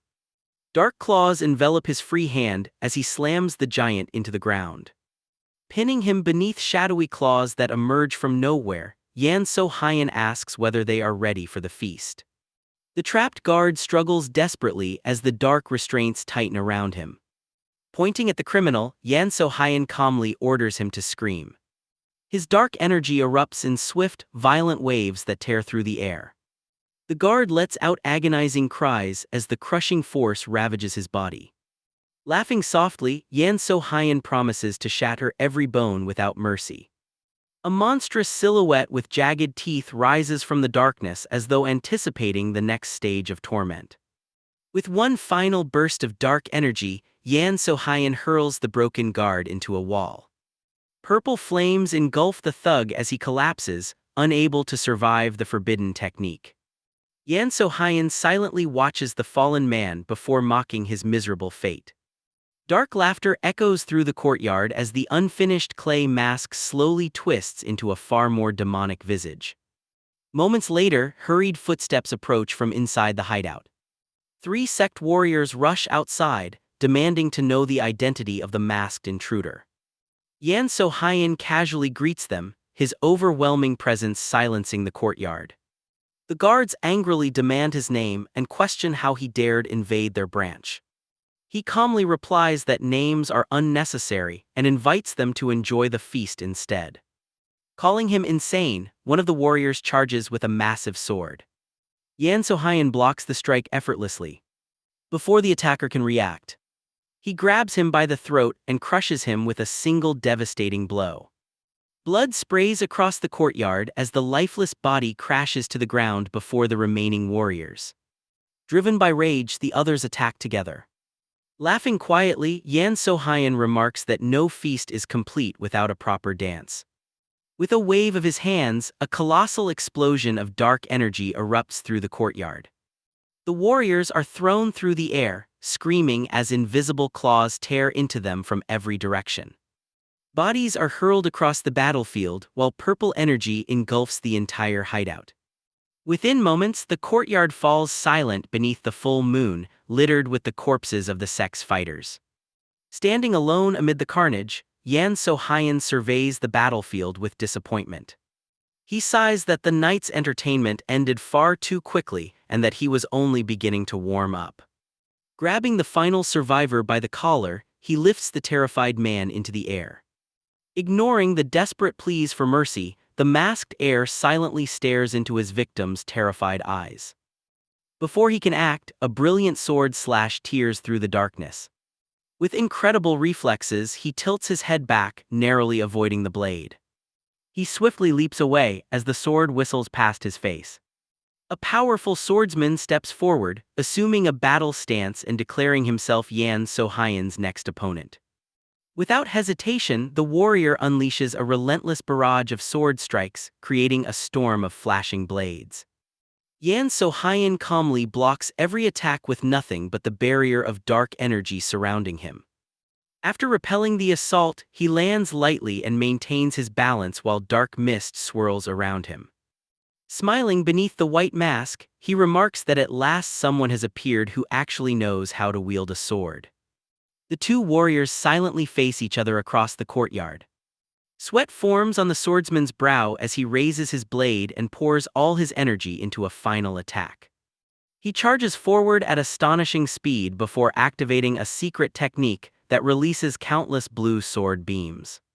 The torrent of attacks crashes violently against Yan So-hyun's dark barrier, sending sparks flying across the courtyard. Yan So-hyun merely laughs, completely unfazed, and mockingly asks whether that is the full extent of his power. Realizing the overwhelming difference between them, the swordsman instinctively retreats. Yan So-hyun immediately forms dark claws and launches a devastating counterattack. A single upward slash of dark energy tears through the warrior's chest. The swordsman cries out before collapsing lifelessly onto the courtyard floor. Yan So-hyun quietly observes the fallen body and sighs that the battle ended far too quickly. He then descends the hidden staircase leading to the Black Bone sect's underground chambers. Passing rows of bones and skulls, he hears distant screams echoing through the darkness. Another sect warrior suddenly attacks. Without slowing down, Yan So-hyun blocks the strike with his arm coated in dark energy and effortlessly throws the attacker into a stone wall, shattering the surrounding wooden structures. Wrapped in purple mist, he continues deeper into the underground complex. He eventually reaches the central chamber and discovers dozens of corpses hanging from chains suspended from the ceiling. Studying the horrific scene, he quietly wonders what kind of place he has entered. One wounded thug crawls backward, begging the monster not to come any closer. Yan So-hyun plants his foot firmly on the man's chest, pinning him to the ground. The criminal screams in terror while clutching his mangled leg. Looking around the chamber, Yan So-hyun realizes it resembles a slaughterhouse. The chained bodies reveal the sect's unimaginable cruelty, making him conclude that the world itself has become twisted. The thug calls him the real monster.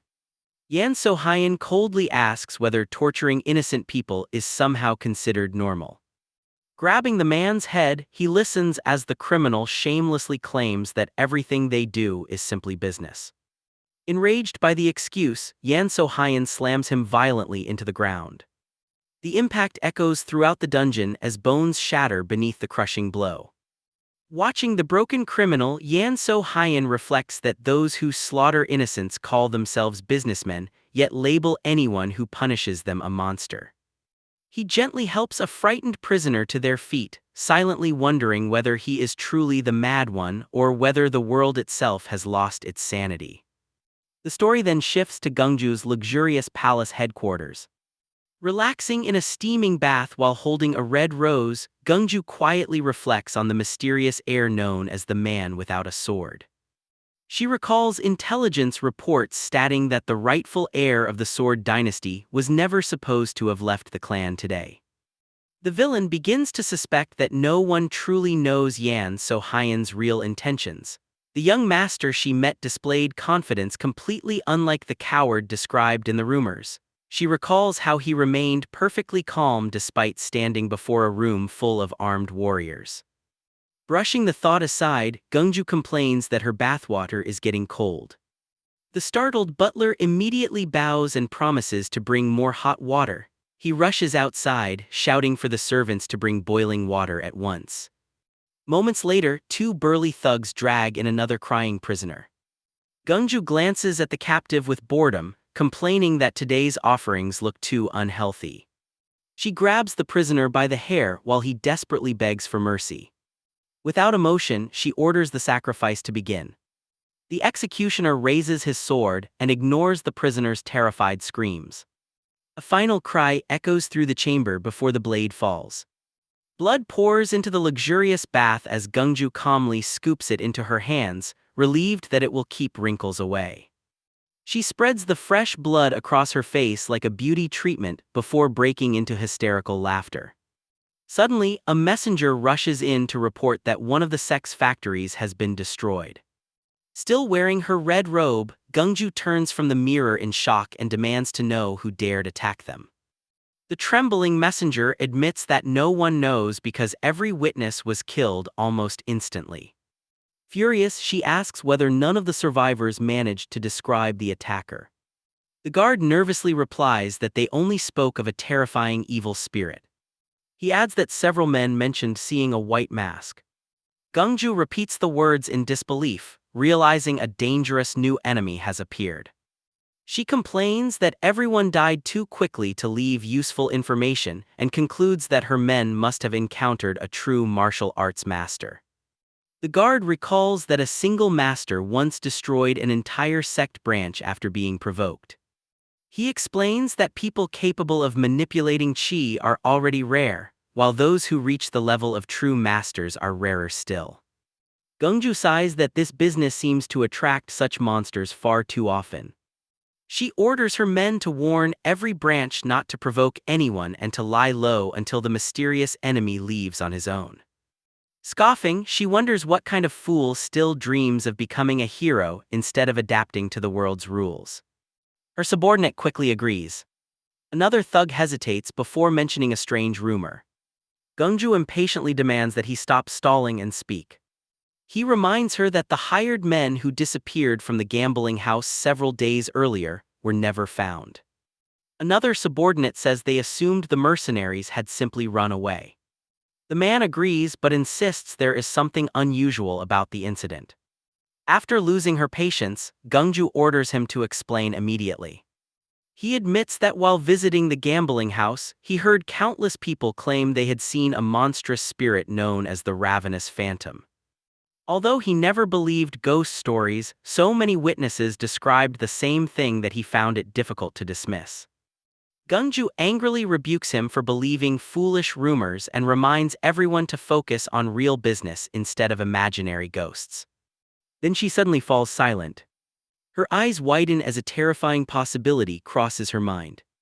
Breaking into a cold sweat, Gungju wonders whether another being like her own mysterious master, someone who practices an unknown and terrifying martial art, might truly exist. A terrified messenger bursts into the room, shouting that another branch has been completely destroyed by the mysterious attacker. Gungju anxiously asks if it was the man in the white mask again, and the messenger hurriedly confirms it. She lets out a deep sigh, realizing they will continue losing territories until the masked man finally stops.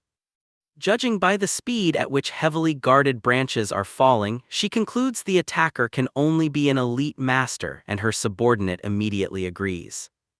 Deciding the losses are acceptable, Gungju orders everyone to leave things alone, reasoning that dead thugs can always be replaced. A subordinate reluctantly agrees, noting that recruiting new underworld mercenaries or master-level vagabonds would cost the organization a fortune. Tired of the discussion, Gungju orders everyone out and tells them to prepare a masseuse so she can relax. The messenger bows and promises to carry out her orders immediately. As the door opens, another man suddenly rushes in, shouting that they are in even greater trouble. Gungju spins around in panic, horrified that another attack may already be underway. The next morning, dawn rises over the bustling city of Luoyang. People throughout the streets gossip about the mysterious attacks. One man claims 5 Black Bone sect hideouts were destroyed overnight. Another insists the real number was 7. Others argue that 10 or even 15 bases were wiped out.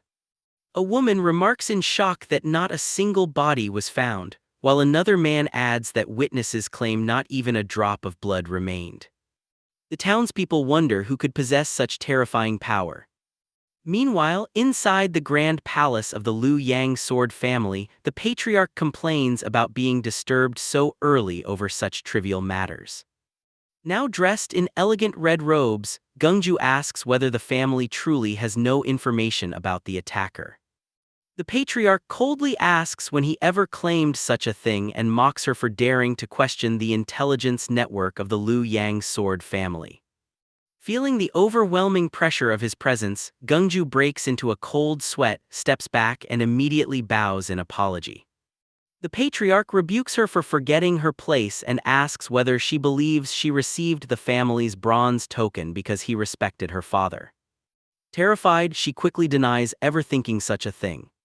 With obvious boredom, the patriarch flips the large hourglass beside his seat and remarks that she has already wasted nearly 15 minutes of his valuable time. As a maid approaches, he orders Gungju to leave immediately.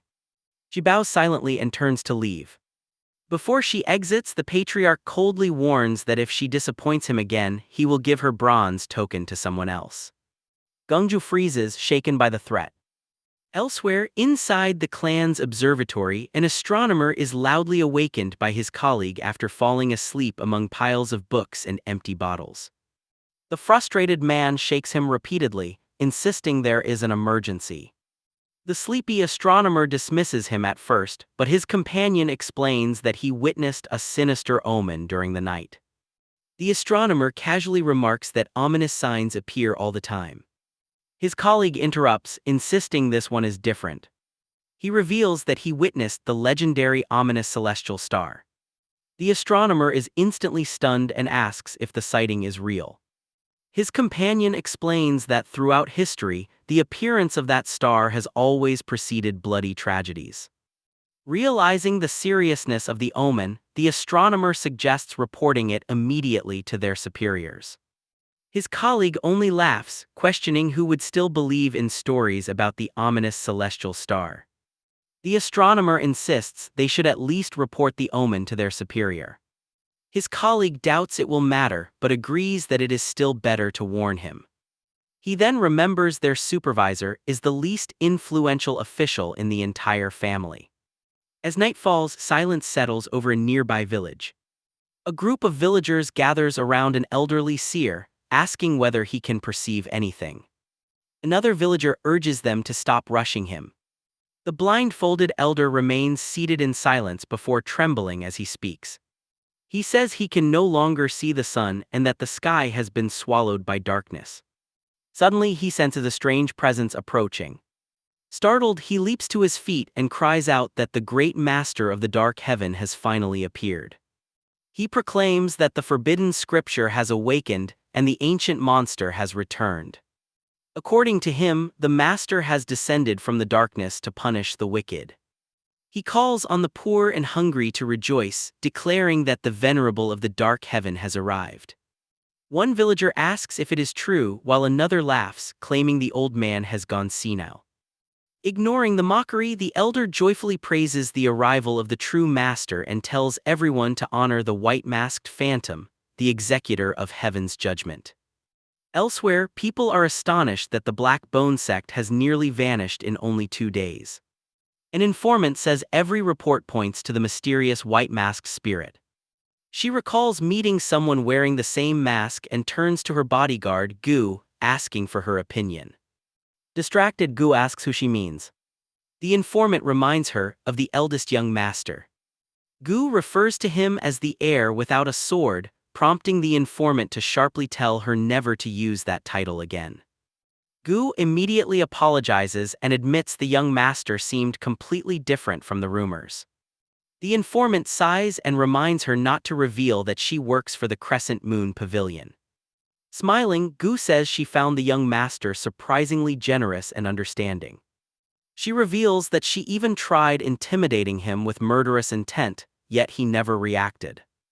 The informant grows thoughtful after hearing the report before suddenly demanding to know what Gu has been doing all this time. Later, she quietly enters the kitchen and finds Yunga preparing a meal. Yunga looks up in surprise, and her sister casually asks about the young master she now serves. Yunga smiles as she continues cooking, saying there is not much to tell. Her sister finds the answer strange, remembering how fiercely Yunga defended him the last time they spoke. Changing the subject, she asks whether Yunga has recovered. Yunga happily says she has, thanks to the young master's care. She then suggests that if her sister is so curious, she should simply ask him herself. Soon afterward, fragrant tea is served in the main hall. Yan So-hyun calmly remarks that no one should release murderous intent because it would ruin the tea's flavor. Gu assures him that her mission is already over, leaving the informant puzzled. The young master smiles and personally serves them tea. Embarrassed, the informant thanks him and says he did not need to serve a mere bodyguard. Gu happily accepts the cup and sincerely thanks him. She praises the tea's rich aroma, making her superior wonder if she is serious. Yan So-hyun modestly says she is too kind. Gu replies that she never gives empty compliments. Amused, the young master jokes that if she ever wants a new job, she is welcome to work for him.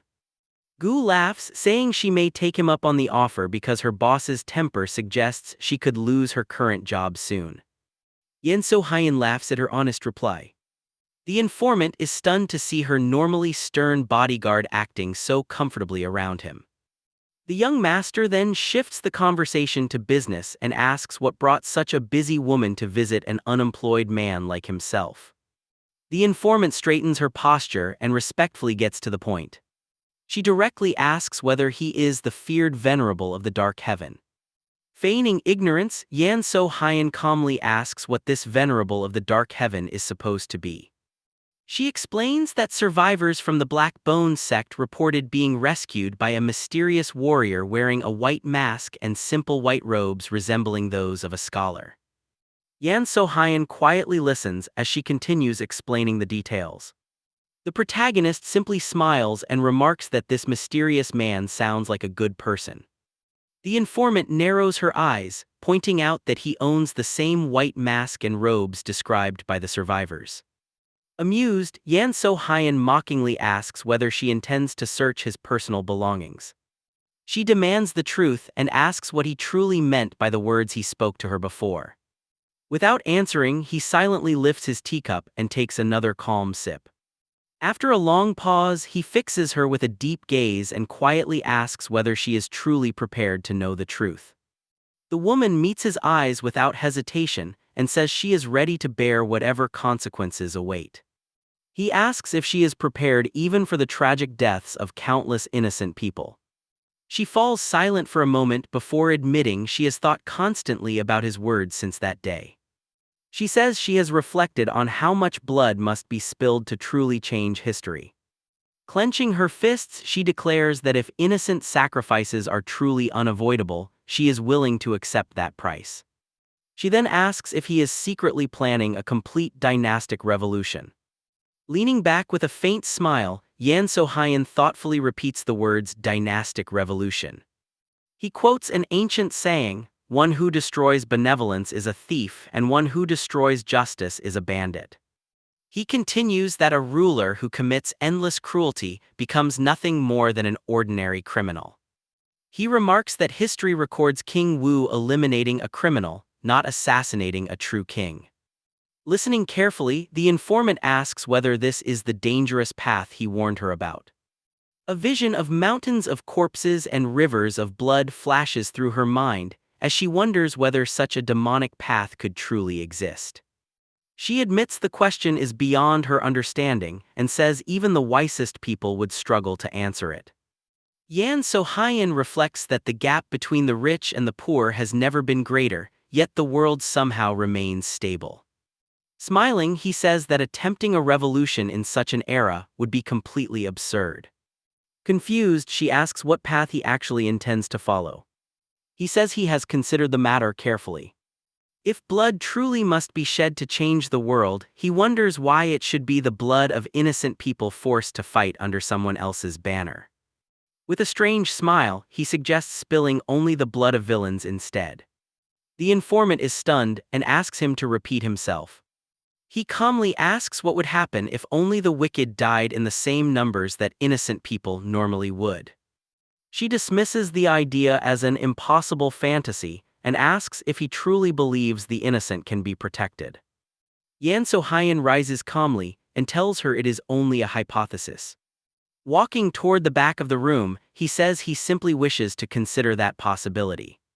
The informant argues that such thinking is childish because no one can perfectly distinguish good from evil. She explains that laws and morality change with circumstances, making true justice impossible. She adds that no individual possesses the power to eliminate enough villains to change history. Judging and punishing others by personal standards, she warns, is the act of a madman that only creates greater evil. Then she suddenly freezes. The rumors of the white-masked reaper rush back into her mind. She recalls the mysterious executioner who punishes only the wicked with the power of darkness in the name of heaven itself. A wave of realization overwhelms her. She finally understands that Yan So-hyun is the feared venerable of the dark heaven. The young man smiles faintly and remarks that it is an impressive title, adding that even his followers would probably like it.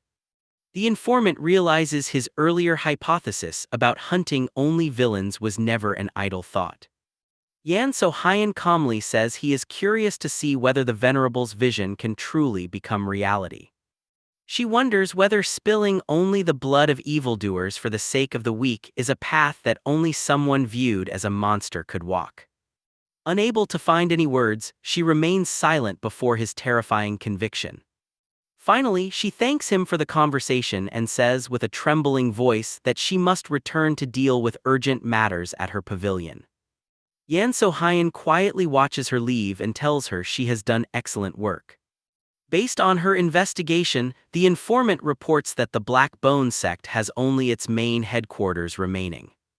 She reveals that she plans to assault it that very day with her elite agents and trusted allies. From inside the room, Yan So-hyun calmly warns her not to act recklessly, reminding her that Gungju possesses his family's bronze token, making the operation far more dangerous than she realizes. The informant reassures Yan So-hyun that they have no intention of storming the base, especially since someone else is already handling that task.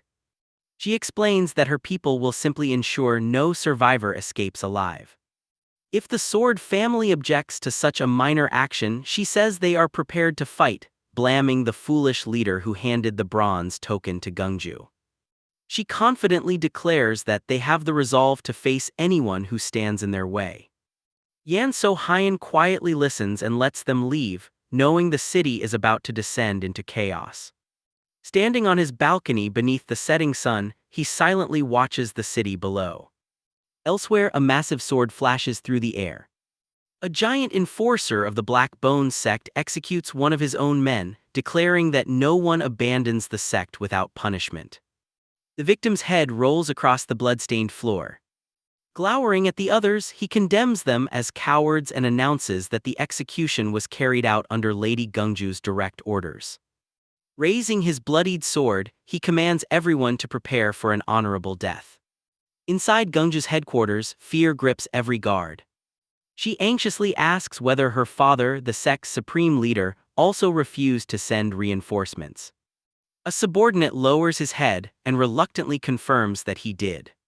Frustrated, Gungju realizes her father has no intention of wasting elite masters against an unknown enemy. Grinding her teeth, she bitterly accepts that his adopted daughters are nothing more than expendable tools. Another subordinate says her father left a message. Impatiently, Gungju orders him to speak. As soon as she hears the message, her eyes widen with fury. Unable to believe her father's words, she erupts in rage, kicking furniture across the room. Breathing heavily, she struggles to suppress her hatred before asking how many prisoners remain at the headquarters. The thug nervously explains that only a few remain since negotiations are rarely conducted there. Gungju sighs, wishing she could avoid using the forbidden technique her monstrous master taught her. Instead, she orders every prisoner and useless civilian gathered in the basement. With a crazed smile, she announces that she will perform the forbidden ritual herself. Meanwhile, a raven silently glides above the rooftops surrounding the enemy headquarters beneath the crimson evening sky. Masked warriors from the informant's organization wait in the shadows, reporting that the enemy has yet to move. They ready their weapons while keeping their attention fixed on the target. The raven flies low, passing over the agents hidden across the rooftops. One operative signals that everything is ready. Another silently acknowledges the command. A messenger reports that Unit 15 has reached its assigned position. The scarred commander demands confirmation that every squad is in place. One ninja leaps from a rooftop into the enemy compound, followed by several others descending like silent shadows. They land flawlessly at their assigned positions. A subordinate kneels before the informant and reports that every civilian in the area has been evacuated. He adds that all agents and allied forces are in position, awaiting orders. The informant orders everyone to maintain formation, remain alert, and follow the planned combat protocol the moment the attack begins. As the sun disappears beneath the horizon, the enemy compound is swallowed by the orange glow of dusk. In the tense silence before the battle, Gu quietly asks whether her mistress is nervous. The informant admits she is not nervous but deeply conflicted. She asks whether Gu overheard her conversation with Yan So-hyun. Pretending not to know, Gu jokingly says she wants nothing to do with talk of revolutions. Ignoring the joke, the informant asks for her honest opinion of the eldest young master. Gu replies that she believes he is a good man, although a frightening one, even if he truly is the venerable of the dark heaven. She admits she has no logical reason for believing that, and says it is simply her intuition. Finally, Gu solemnly promises that wherever her mistress chooses to go, she will faithfully follow. The mistress smiles faintly at Gu's pledge and gently tells her to follow her heart. Gu nods, resting a reassuring hand on her shoulder. Bound by their friendship, the two prepare to face the dangers ahead. As they leave, the informant recalls Yan So-hyun's plan to hunt down the wicked until the world changes. At first, she dismisses it as madness. Then she suddenly stops. For reasons she cannot explain, that madness begins to feel like the only hope left for her people. She realizes that Yan So-hyun may be the only person capable of making such an impossible vision a reality.